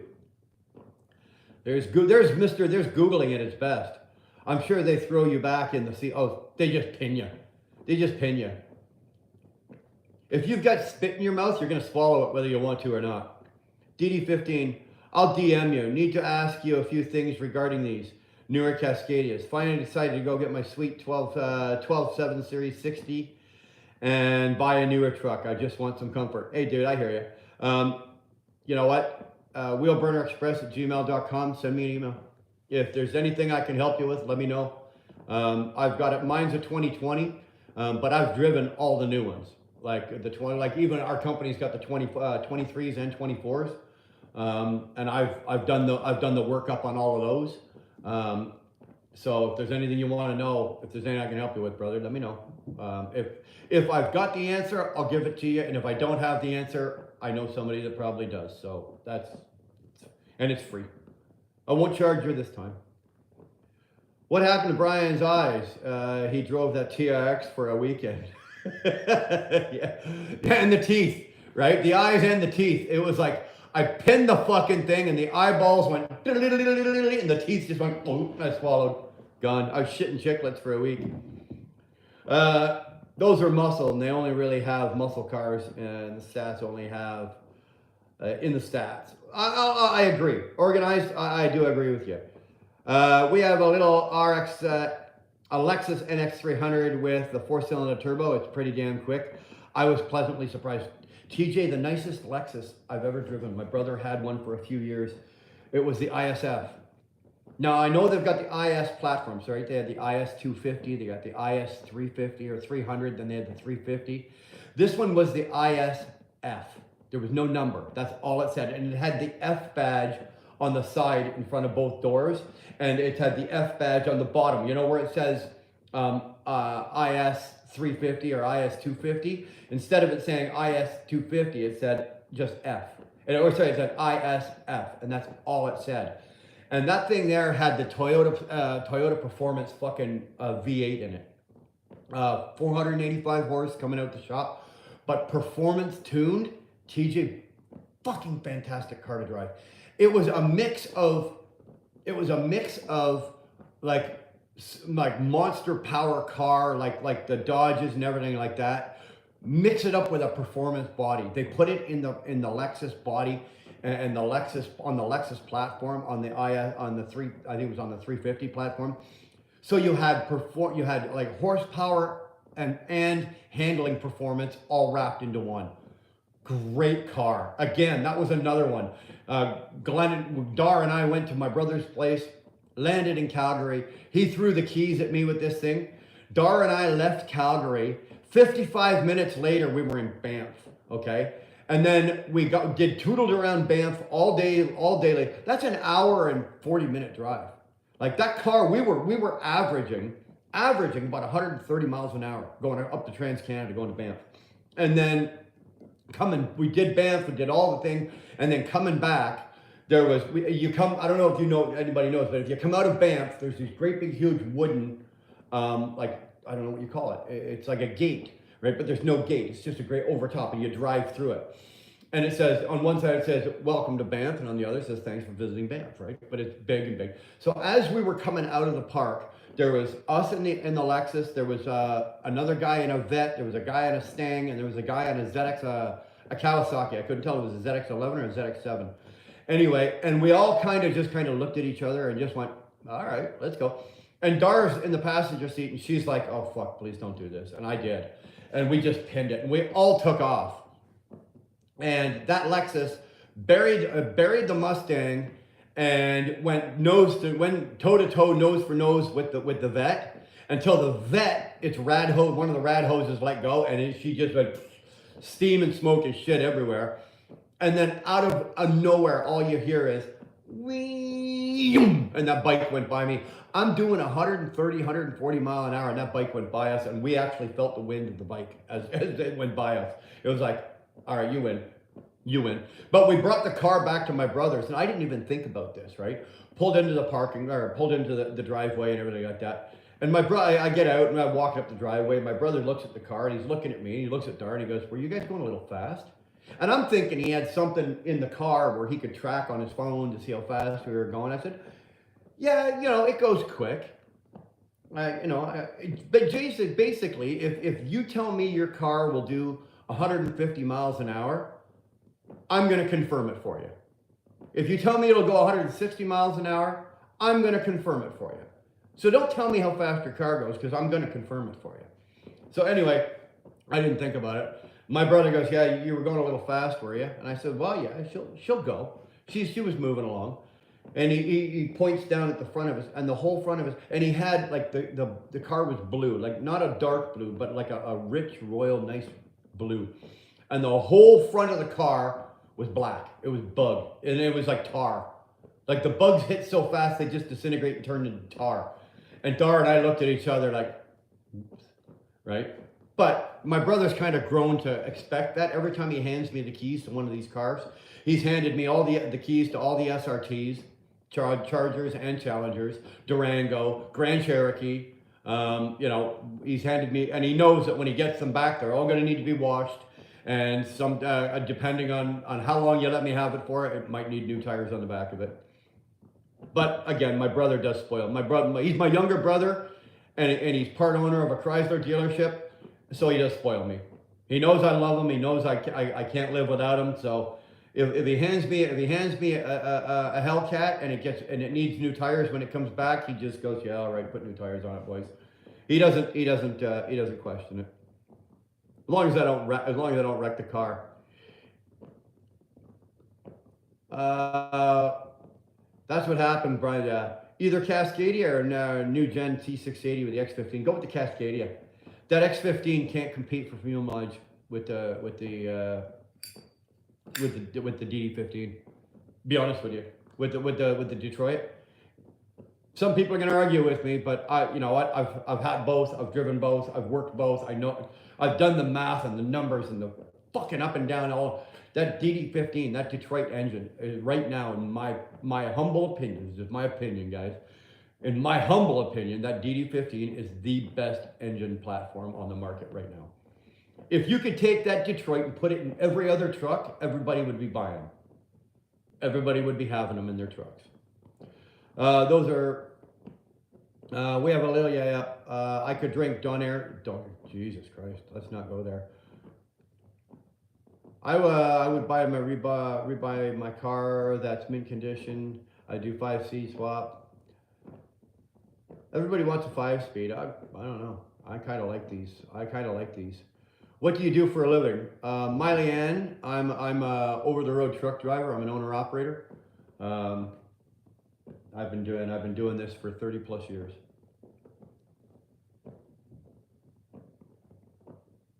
Most Lexuses were made in Canada. It still reads Celsius for temps. I haven't figured out how to set Fahrenheit to it. Don't bother, TJ. You'll end up blowing your brains out trying to figure that one out. Do you make heart? Do I make heart? I don't know. Do I make love? I don't know. Ask my wife. 2-4. Only thing hubby misses from home is the seafood. Oh, I don't eat seafood. TJ's out of here. Have a good weekend. Got to run. Thanks, TJ. Thanks for popping in, brother. Always great to see you. Love you lots. You the man. Yeah, we're both from Nova Scotia. We're originally from Liverpool. 2-4. Yeah, well, 2-4 is an East Coast boy himself. Look at that. We were childhood sweethearts. Oh, now, okay, fuck, now. You hear that? That was, hold on. There were a couple of drips of water. My heart was starting to thaw out a bit. It was starting to melt, but it just froze back up there. It didn't last long. It's good though. Liliana C, hi, I'm back. Oh, well, thank God, Liliana. We've been sitting around with our thumbs in our ass waiting for you. Where the hell you been? Come on, man. Thank you for coming back, Liliana. We appreciate it. Same here. My wife and I met at 15. Still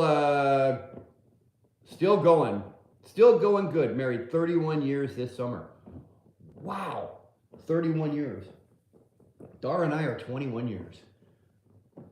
But neither one of Dar's not my first wife, and I'm not Dar's first husband. Both of us had to burn through a few before we got to each other. Well, hold on, that's not fair. Dar only burned through one. I burnt through more, a couple, but Dar's, I don't want to put Dar in a bad light, so. Me, I'm always in a bad light, it makes no difference. I've been pretty hard on women over the years.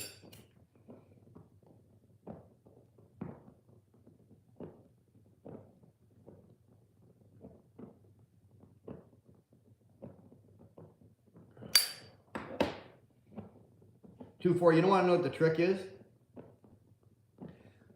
Dar and I were best friends before we hooked up. So I knew Dar before we ever got together as a couple. And then we knew each other, and then we became good friends. And then we became best friends. Like, we were really close friends before we hooked up. And then anytime we wanted or thought, okay, let's hook up, either she was involved with somebody or I was involved with somebody, and the gears never meshed up. And then there was a single moment in time where I was single, she was single, and it happened. And that's kind of how it worked. But the reason I think a good part of our marriage works, A, is the job that I do, and that I'm not under her feet. I'm not here working Monday to Friday and I'm home every night, because she'd kill me. But I think it is the fact that before we got hooked up, we were really good friends, and we talked, and she knew. She knew who I was. She knew about my past. She knew about all the rotten, dirty, shitty, crappy fucking things I'd ever done in my entire life. She knew all of that, right? So it's not like her and I hooked up and then she had to learn. She already knew all of that. So, 21 years later, here we are. Here we are, still out here hanging out, still married, trucking, loving, raising kids, dogs, cats. I was going to say gerbils and hamsters, but thank God those goddamn days are over. Tolga, welcome back, Liliana. See, that's what I'm talking about, Tolga. There's YouTube's ambassador. I'm about to drive another dog walk. Do you want me to test your theory on my Civic out? Yeah, give it a shot, man. Give it a shot. Coal burners in the house. Hey, man, how the hell are you? Thanks for popping in, as usual, brother. Good to see you. As long as you're popping in, I know you're still breathing, right? So Dave, as long as every time I go live, you don't have to say a lot. Just fucking say hi so I know you're breathing, Dave. Been with hubby for 17 years, but married for 8. That's great. That's great. It doesn't, you know what? After 6 months, you're common law anyway, and well, at least in Canada. So if somebody says, oh, we've been married for 8, but we've been together for 18 years, 20, whatever, 18 years, 17 years. Fuck it. You've been married for 17 years, right? That's the way I look at it. A little teeny piece of paper that you file down at the courthouse or down at City Hall, that doesn't really mean jack shit. What it means, Alan, if you're listening, is if she leaves you, she's still taking half your shit, whether you have the paper or not. So just something to think about. I know Al's probably not listening. He's probably sitting on the couch watching something else. Kurt Jeffy, hi. Oh, how you doing, Kurt? Thanks for popping in, brother. Thanks for popping in. We're just hanging that stick. And then I've got, I think, 2 or 3 mouthfuls left on that. And then I think we're going to call this a day because I have to get my day going. It's 10 to 3 my time here. So I usually head out of here around 5 o'clock. Usually I do a driving up to the yard and then do a live, but I didn't want to do that because last week I'm finding I'm getting to bed too late. By the time I finish the live, it's like 8 o'clock and I'm getting up at 1 o'clock. So I thought I'd do it now and do it this way. So 2-4. We met young, got married at 23 years of age. Not all bed of roses, but miracle is she stuck around all through all my shit, dude. It's not you. 2-4. It's not you. It's every woman. Okay? Let me fucking tell you. Right? If my wife, how do I say this?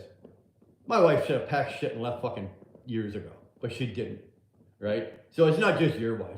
Most women have tolerant, especially if your husband's a truck driver or in the trucking industry or whatever. Most women have had to put up with more than their fair share of bullshit. Let me tell you, right?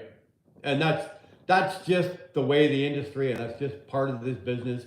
It really is. I'm not saying that every truck driver out there is running their wife through the ringer and taking advantage of her or cheating on her. That's not the case, although it does happen. But you know, it's a tough life. A truck driver's wife is a tough it's a tough life. It is one of those careers that destroys marriages, right? Policemen, like the police marriages usually fail. Fire departments usually fail. Military husband and wives usually fail. You know, truck driver families go through hell. You know, I'm fortunate. Hey, Jeremy, how are you, man? Good to see you. I'm fortunate because right now I'm home every weekend, right? So I leave on Sunday night, and then I'm home, usually midday Friday, something like that. But for years, I'd be gone for weeks and weeks, right? Well, a lot of times in a lot of marriages, they just can't sustain that. You know, especially if you're a young guy and you've got a young wife and a couple of young kids and you've got a home and you've got all of this stuff. You got to face it. Yeah, you may be the main breadwinner and you may be out there working and you may be working a 70-hour week. But you know what? If you're out in your truck, I guarantee you this, if you've been out in your truck working 70 hours that week, your wife at home has probably done 120 hours that week because her day doesn't stop. She may have a job or a part-time job, but then she's taking care of a house. She's raising a couple of kids. But the fucking list is endless. It's as long as my arm, they're down to my toes, for Christ's sake. So do women have the shittier end of the stick, or the wives per se? Yeah, they do. They do. Hey man, all I gotta do is run the business and drive the truck.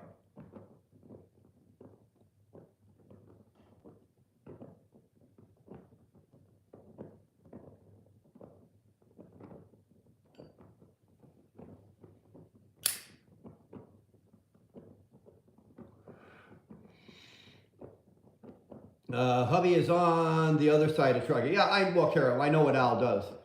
Going crazy, been out since Thanksgiving. Christ, Griggs, are you serious? Out since Thanksgiving. I don't think, what are we in, fucking March? Holy shit, Jeremy. I've never done a stretch that long. I think the longest stretch I did was with Dar, the longest stretch I've done is, I think, 6 weeks. 6 weeks was the longest, and I didn't make a habit of that. 6 weeks, but you're looking at you're into fucking months here. Home time is July 4th. Dude, how much time, Jeremy, how much time? Hopefully you're taking off some time, right? You're not just going home for the long weekend and, then you're back at it like 3 days later. Hopefully you're going to throw down for like 7, 8, 10 days, maybe find a way to relax, go to the beach. Fuck it. Got a passport? Come up to my place. We'll go fuck off up north and go I'll take you to some fucking beaches and some shit, and we'll do some stuff up there that you can't do in the US. I'll run your ass into Montreal. You'll never go the fuck home. You'll never go the fuck home. Fuck taking a week off, Jeremy. You'll be taking a month off. Dude, I don't blame you. I think I'm losing my mind. No way, that long. After, like I said, the longest gig I did was 6, maybe 7, but I think it was 6. And I was just about ready to go batshit fucking crazy after 6 weeks. I wanted to go home. Money stopped being the important motivating factor and drive. It was just like, okay, hands up, it's time to go home. I want to go home, right? That, and you've got a pretty testy wife sitting at home. Or I had a pretty testy wife sitting at home. Yeah, Liliana, thanks. Pray for Jeremy. I drilled water wells till I was 35. Was never home, worked 100-hour weeks, and then got into trucking locally, driving tandem and triaxle pups, with triaxle pups. Yeah, but are you home too far? At least you're home every night, right? I have to start driving. I would love to visit Canada. Dude, there's lots of companies down in the US that come up to Canada. There's lots of them, depending on what you want to do. If you want to do flatbed, go to TMC or go to Maverick. They're up here. TMC and Maverick are both up here. Van wise, well, I would never suggest anybody go work for Swift, but if you work Swift, Schneider, Warner, JB Hunt, they're all up here, right? Get a goddamn job on one of the big ones and come on up here. Get yourself a fucking passport. Come on up here. Oh, that's right, 2-4, you don't work anymore. My apologies, I totally forgot. I do know the story there. Yeah.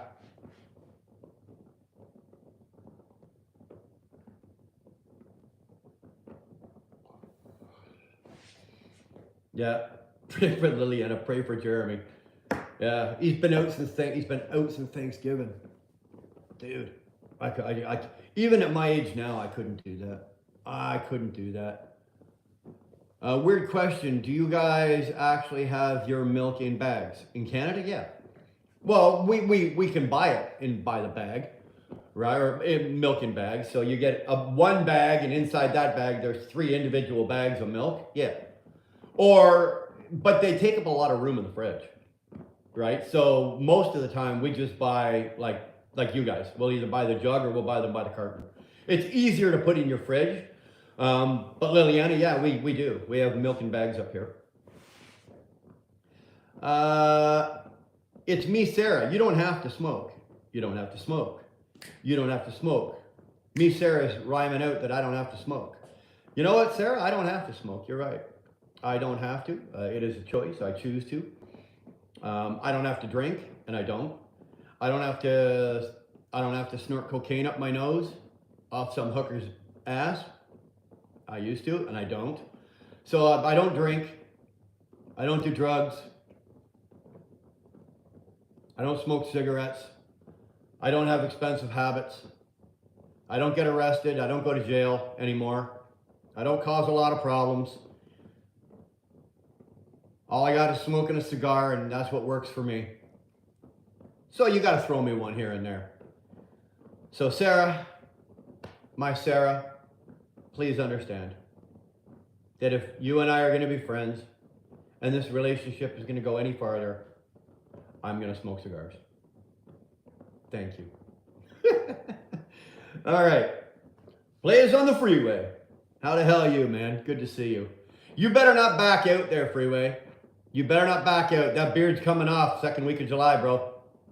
Second week of July, that beard's coming off. So is this one. That beard's coming off. You cannot back out because you and I are going to have the 2 biggest beards. I'm pretty sure that you and I are going to have the 2 biggest beards. By July, this thing's going to be full. I should be full Duck Dynasty by then. And so should you. Thank you, Sarah. See, that's all it takes. Sarah understands. Sarah understands. Good woman said. Good woman. I was just saying the other day, Sarah, about you. You're a good woman. Thank you. Liliana, do you have a favorite band or musical artist? Yeah, I do. My favorite band. My favorite musical artist of all time would be Eric Clapton. It would be Eric Clapton or Buddy Guy. Or Stevie Ray Vaughan. See, now you got me here. My favorite band of all time would probably be The Band. Like the name of the band is The Band. I could rhyme off probably a dozen, AC/DC, Metallica, blah blah blah blah blah. But on the other hand, you go back to blues. But I am primarily I like a lot of the early '80s metal, '90s metal. I like hard rock and metal. Absolutely no Nickelback. But if I'm gonna listen to like other types of music, I love because I grew up with it and that's what was played in my home, and it reminds me very much of my grandfather's. I love 50s, 60s, 70s country.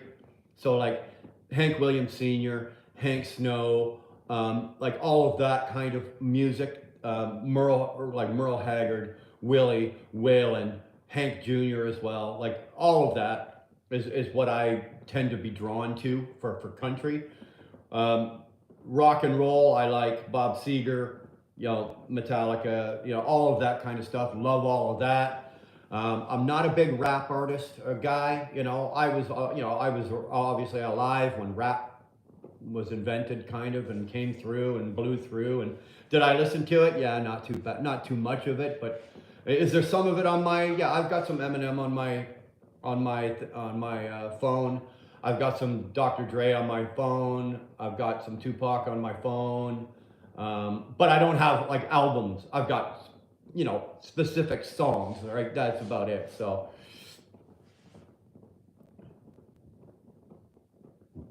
Not Jimi Hendrix and not Nickelback. No, Jimi Hendrix never tickled wet my whistle. Don't get me wrong, he was a great guitar player. Great musician. He was. He's one of the best. He's in the Rock and Roll Hall of Fame. He's going to go down as one of the best in the world. And I agree, but just not for me. I'm not a big fucking Jimmy fan. I'm not. And people look at you like, what? Are you crazy? You don't like Jimi Hendrix? No, I don't like Jimi Hendrix. Just like me saying to you, hey, do you like ABBA? Isn't ABBA the best in the world? No, you look at me like I'm fucking an idiot. No, ABBA's not the best. Eric Clapton is one of the best. I think so. Liliana, I think Eric Clapton, his career has spanned from, his musical career has spanned from the early 60s, and he's still relevant today. You be an absolute guitar god legend and still be relevant from 60s, 70s, 80s, 90s, 2000s, and now we're into the 20-teens, and now we're into the 2020s. That's 50, 60 years. He's been relevant. Not many musical artists have been relevant. Now, okay, the Stones, okay, yeah, we've got a few, but love Clapton. Like the guy could the guy could play the phone book as long as he's got his guitar in his hand, and he could play the phone book, and I'd listen to it. I really would, honestly.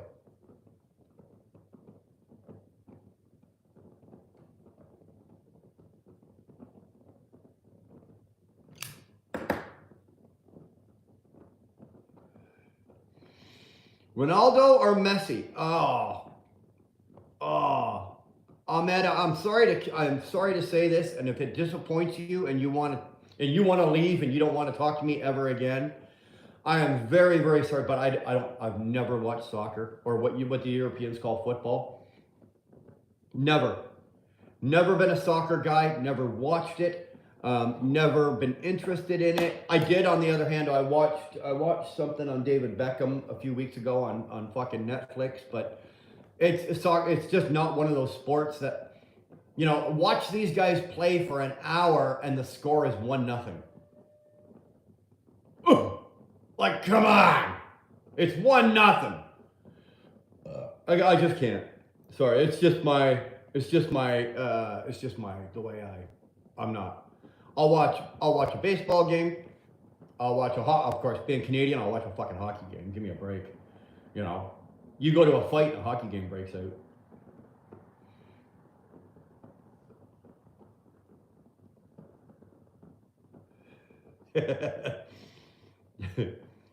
You got it. Up on Cripple Creek, she sends me if I spring a leak. She mends me, I don't have to speak. She defends me, a drunkard's dream, if I ever did see one. Good luck had just stung me. See, that's my favorite. My favorite band. And if you have never seen The Last Waltz, go watch it. It was their very last show. It was their very last show. It was recorded at the Winterland Auditorium. Fantastic. It was actually directed and filmed by Martin Scorsese. I don't think I said that right. Absolutely fantastic. Absolutely fantastic. But the band did not put out a bad album. Not a bad song. Dunkaroo, haha, Sweetleaf, Karen Sweetleaf. Now we're getting into some Aussie and some Maiden, or are you talking about smoking it? Do I watch NFL? Liliana, I'm not a big NFL watcher. No, I'm not a big NFL football watcher. In Canada we have the CFL, but I don't watch that either. I think after the band, actually I'm gonna make a correction. The band, all-time favorite bands, it's either a tie or it's a very slight. It's the band and Skynyrd. The band, then Skynyrd. If I had to go onto a deserted island and I can only take one of them, I'd have to flip a coin and rely on the coin to give it to me because I couldn't pick. So I had to refix that. I'm still here. What's doing? Well, Hooligan, I'm still here. What's doing? Look at this sucker. She's almost gone. When this is gone, so am I.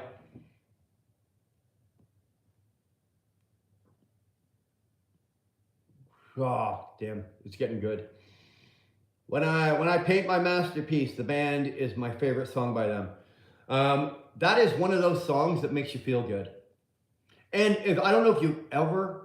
I've never thought of the band as being one of the better bands being able to harmonize, not like the Eagles or Boston or Queen or anything like that. But when I paint my masterpiece, the harmonizing in that song, dude, I'd pin that up against anybody, just that song for the band, the harmonizing.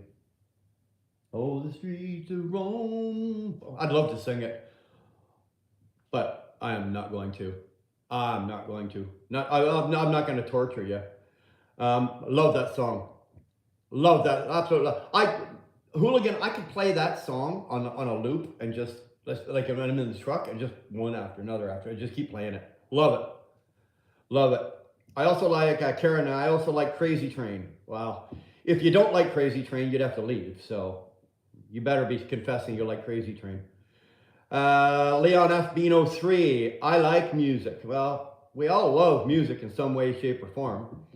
I like a bit of most music, but definitely grew up on hard rock metal.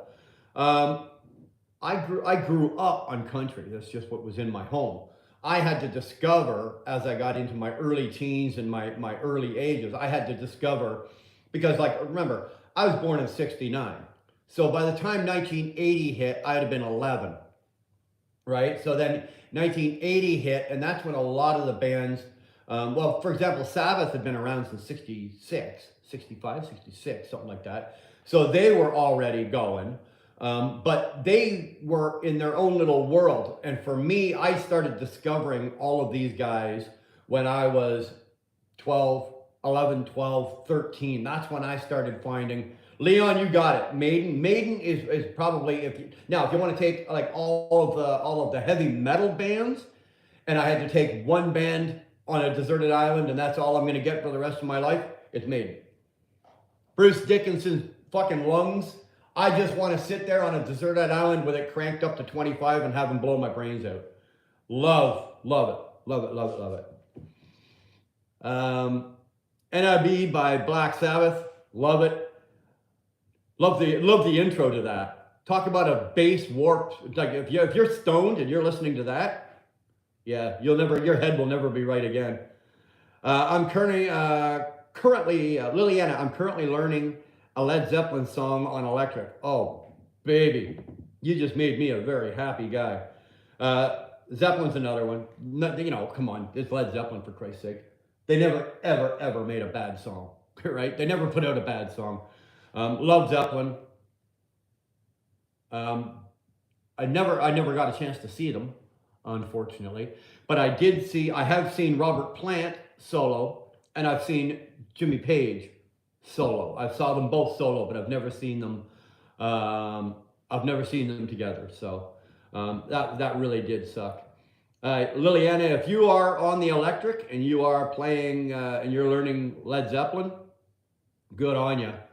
I haven't listened to Black Sabbath since years. Oh, dude, I listen to it as much chance. Now there's like on my phone now. There's Maiden, Sabbath, Zeppelin, like all of that that's what's on my phone. R.I.P. Dio. Oh, come on, let's not get crazy here. Let's not get crazy here. R.I.P. Dio. Man on the Silver Mountain and Holy Diver. Dio, Rainbow. I don't know. I couldn't say I'm not a big deal. I didn't like his voice. You know, I'm not. Sorry if that insults you and you don't like it. You know, when he opened it, Holy Diver. Nope, lost me. It's like Geddy Lee from Rush. Opened his mouth and I would be, nope, turn it off. Could not listen to it. I don't know what it is about Ronnie James Dio. Sorry. Again, if you don't like me for that, scroll on by. Judas Priest. Leon, love Priest. Love Priest. Not like I would love Zeppelin or like, I can't sit there and say, okay, I owned all of Judas Priest albums. Because back then it was albums, right? I can't say that I owned all of that. But like on my phone, I wouldn't download an entire Judas Priest library. I go through and pick the songs that I want because I'm not, you know, crazy enough that I like every single song. But I do love Priest. I'm on the Goyra. Tolga, what the hell are you talking about? Teddy's Love, where are you from? I'm Canadian. I'm up in Canada right now. I'm sitting in my home in Canada, in Ontario, province of Ontario. What is your feelings about the singer Meatloaf? Honestly, I can't remember his real name. I used to know it. Whatever. Fantastic vocal range for a guy, right? For a guy, seriously, Hooligan. If you go through Bat Out of Hell, not Bat Out of Hell 2, but if you go through Bat Out of Hell and you listen to every single song, dude, his vocal range is impressive, and his I call it beltability, and like his reach down and go, very good, very good. Too bad he didn't do more. You know, he did Bat Out of Hell, and then what, 22 years or something later, he did Bat Out of Hell 2. He tried his hand at acting. Now, don't ask me what I thought of his acting, like in Black Dog, and what other movie was in. It was horrible. It was horrible. Never got into Zepp. We'll let that one slip by. I'll pretend I didn't read that. Am I even saying it correctly, Tolga? Goyra? Probably not, but I'm sure you'll give me a free pass on that.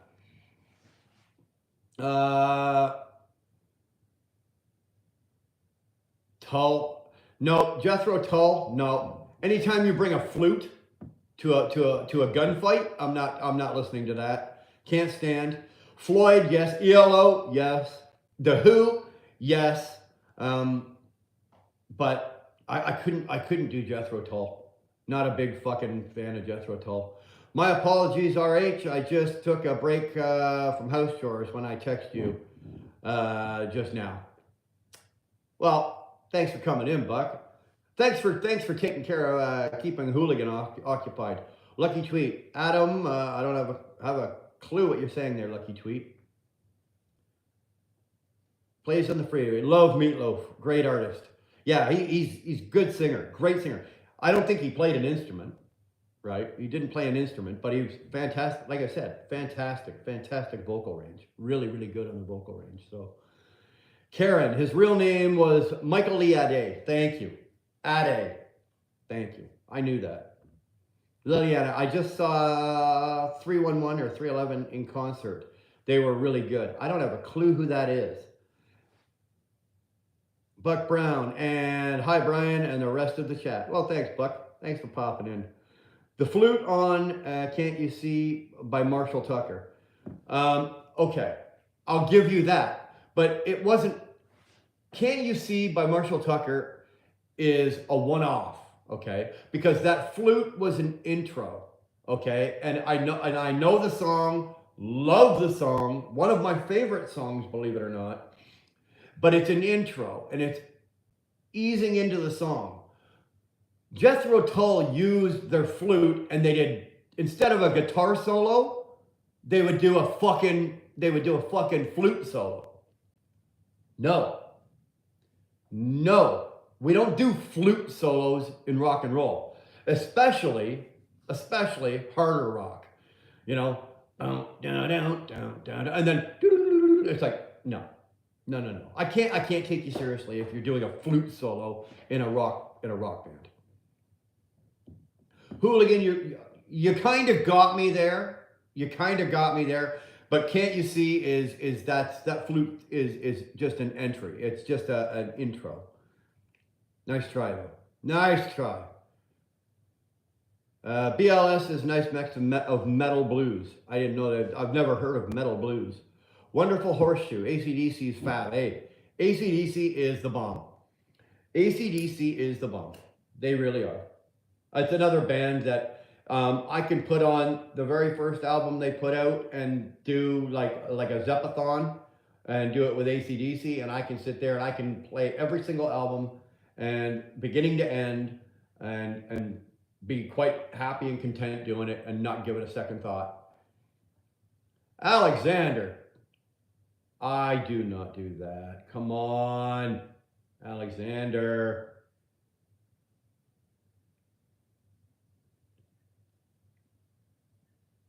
I'm trying to milk one last puff out of this fucker. I've enjoyed this cigar that much. I am gonna milk one more last puff out of this fucker. There it is.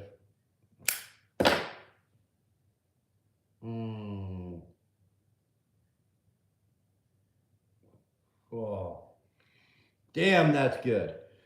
Sterling Wheel, who is this? I don't know. Sterling, what does that say? Sterling Cross Wheel? Cross member wheel? Sterling's Wheel. Steelers? No, fuck Sterling Wheel. I don't know. Never heard of him. Now he's all over the place. My live show experiment failed. You went live. Well, I didn't step on you. I know I was live before you did, because somebody else came in and said, well, while I was live, somebody came in and said you went live. So I didn't step on you this time. I think I did a couple of weeks ago, for which I apologized. But this time I didn't. I think I was here first. Who's Sterling? Everybody talk. Who's exactly Tolga? If Tolga doesn't know who the fuck you are, Tolga knows everybody. Right? And if Tolga doesn't know who you are, you're fucking nobody. Let me tell you. StreamYard can be used for those vertical lives. I didn't know. I tried it. I couldn't make it work. A couple of lives ago, I couldn't make it work, Sterling. So if there's a trick to it, give me a call and let me know tomorrow how to do it, because I tried it and couldn't make it go. Because I'd rather be using StreamYard right now, because it would be, obviously, it would be much more convenient for this. If you haven't heard 311, you should check them out. They sound really, really good. Okay. Miley Cyrus to a version of Journey's Faithfully, and that is awesome. Who's also my wedding. It's also my, I'm going to say it's awesome. Who's also my wedding song. You had Journey's Faithfully as your wedding song? Oh, that's a heart puller. That's a heart stretcher, that one. Oh, geez, man. Mine, my wedding song was, believe it or not, mine and Dara's wedding song. Oh, she's going to kill me because I can't remember. It was Zeppelin, of course. Or if you're going to get married to a fucking woman you love, Zeppelin's got to be this. Oh my God, she's gonna shoot me right in the head. Well, actually, she probably won't. I can't remember what I ate for breakfast this morning. Never mind what I fucking, what the wedding, what my wedding song was 20 plus years ago.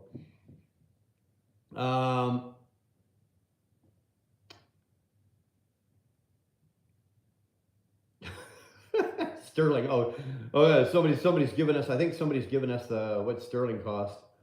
Ours as well. 2-4. Yeah, that's a good song. I could see that as a wedding song. Speaking of bluegrass, RH, my late wife and I met legendary banjo picker Raymond Faircloth a few years back at his music hall in Maggie Valley, North Carolina. That would be good. I won't kill you because I don't remember either. It was a Led Zeppelin one.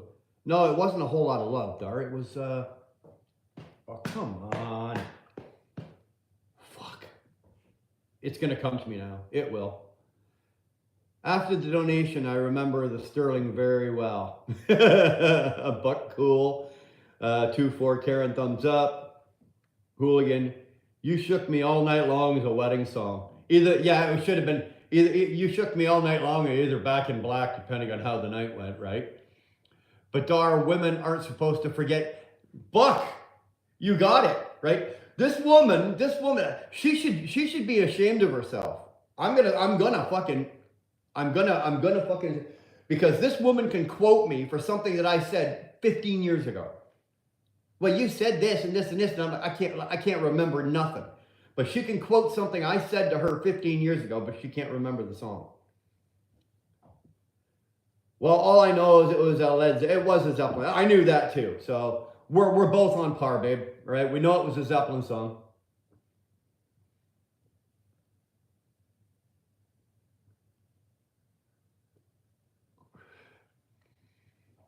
Woo! There's a lot of hearts. I think somebody's got a fans only page. Plays on the Lemon song. Hold on, it might have been the Dar. It was the Lemon song.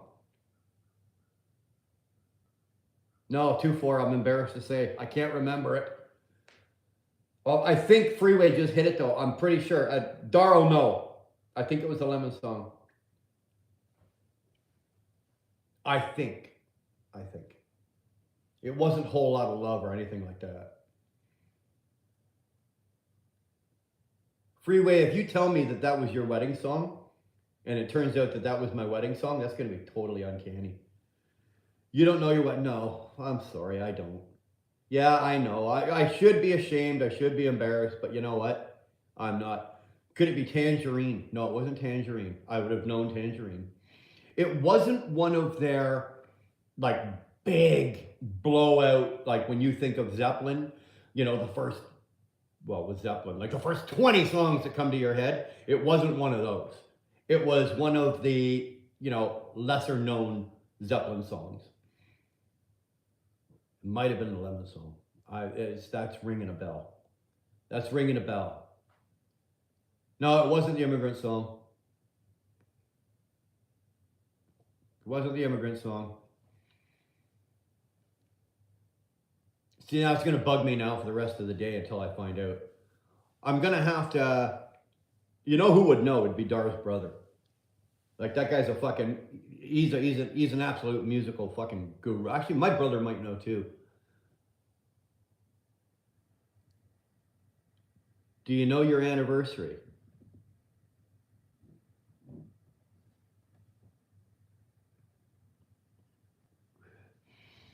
Didn't have one. We had a shotgun wedding. Attaboy.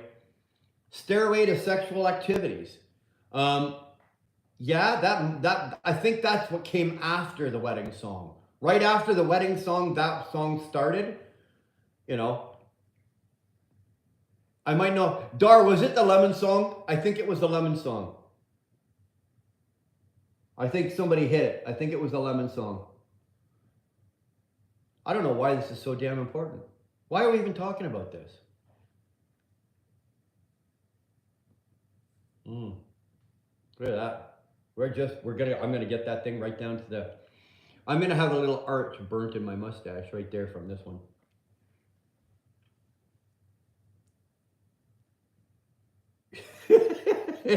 She don't use jelly. Have I ever been to Turkey? I don't. Your name, Tuana. It's Tuana, but I don't know. I don't know how to pronounce that properly. I don't want to. I don't want to say it and screw up your name. But Tuana. No, believe it or not, I've never been to Europe. I've never been to Europe. I've never been like England, France, Italy, Turkey, Hungary, anything like that. Never been over there. Um, it's not something that I've ever had an opportunity to do, and it's not something that I've ever really had um, a desire to go and explore and see. My wife, Darlene, she is going next year, and her girlfriend are going to go explore Iceland, and Dar wants to see like Scotland, fucking England, France, Germany, whatever. She wants to see it all. So again, it's like, here, grab a girlfriend, go, take the credit card, I'll pay for it, but I'm not going. Me, I like to go to the Caribbean. I want to go to Cuba, Dominican, Jamaica, Barbados, Bahamas. Although Dar wants to go to Turks and Caicos, so do I. So she'll go to Turks and Caicos. I think Dar is a little tired of the. I think Dar is a little tired of the Caribbean, but me, I'm a Caribbean. I want to sit on the beach or sit in a cigar bar or sitting under an umbrella on the beach, and that's all I want to do. And to my wife, that's boring, and to some people, that's boring.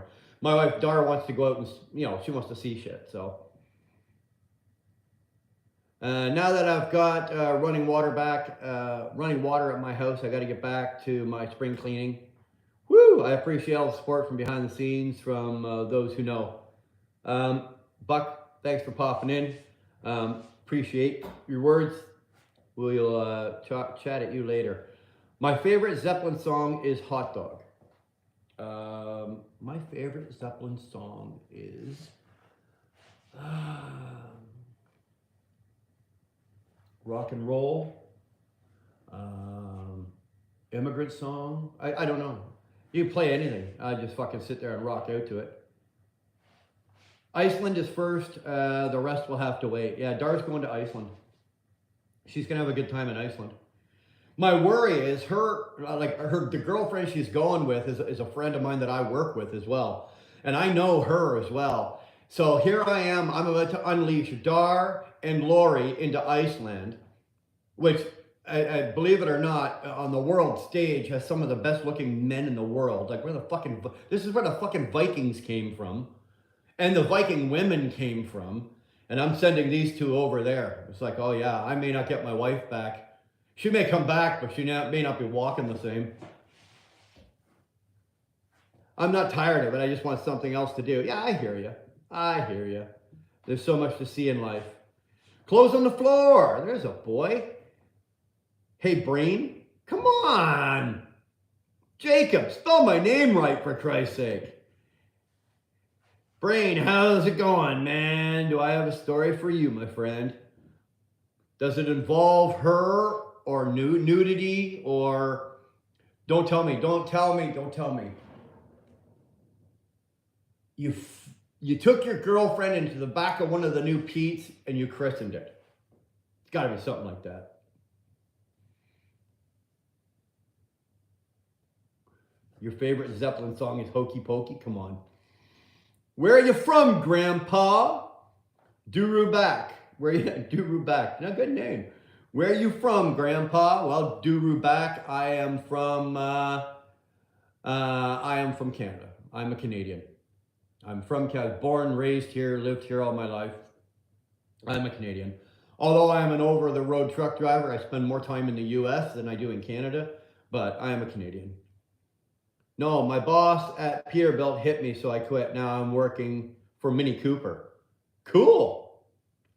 Shannon's back. I'm back. My daughter called. Hopefully everything's okay. Shannon, everything's good. Daughter's good. Babies are good. I say babies because every fucking 7 minutes there's a new Thomas baby popping out from somewhere. Ooh, good. I'm Turkish. You're Turkish. Well, there's a lot of Turks in here today for some reason. I don't know what the trend is, but that's not bad. You're a very cool grandpa. Well, I do have a granddaughter, so yes, I am a very cool grandpa. I have 6 daughters and 1 grandchild. You would think with 6 granddaughters, I'd have 25 grandkids, but we don't. Yeah, all's well, all of them. Good, thank God. Thank God. That's it, boys. Look at that. Oh, it's still burning.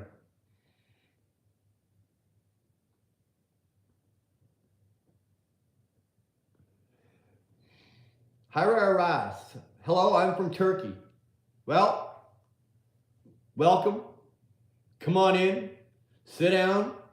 Actually, I'm just getting ready to leave. I've been killing this cigar for the last 10 minutes, so I'm just about done. I've been live 165 minutes, so what's that, 3 hours, 3.5 hours, so I'm just about done here. I gotta go pack up the truck, get ready to go to work, got a couple things to take care of. I gotta have a shower. So with that, man, I'm just about done. I think, hold on, let's get the last couple sips of that. Oh, I love it. Ah. Your boss hit you. Did you charge him? Did you hit him back? Yeah, that was just actually a given. When somebody says to me, oh, my boss hit me, I just think, oh yeah, I probably just punched him back. But Jacob, first of all, Jacob, are you okay? And secondly, did you hit him back or charge him? Yeah, that's what I was about to say, hooligan. Tolga's on the phone over there right now, phoning all of his friends. Right? That's what he's always over there. Hey, grab YouTube and check this out. What you sipping on? Of course, Shannon. What do you think? But Dar's got me on the unleaded, right? She's got me. Now, I sneak some of the, the powerhouse stuff. I sneak some of that into the truck when, every once in a while I can slide one by her, but not very often.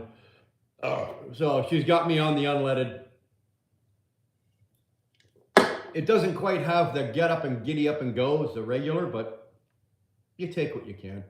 I consume too much of it to be drinking straight Dr. Pepper. It's way too much sugar, man. It's way too much sugar.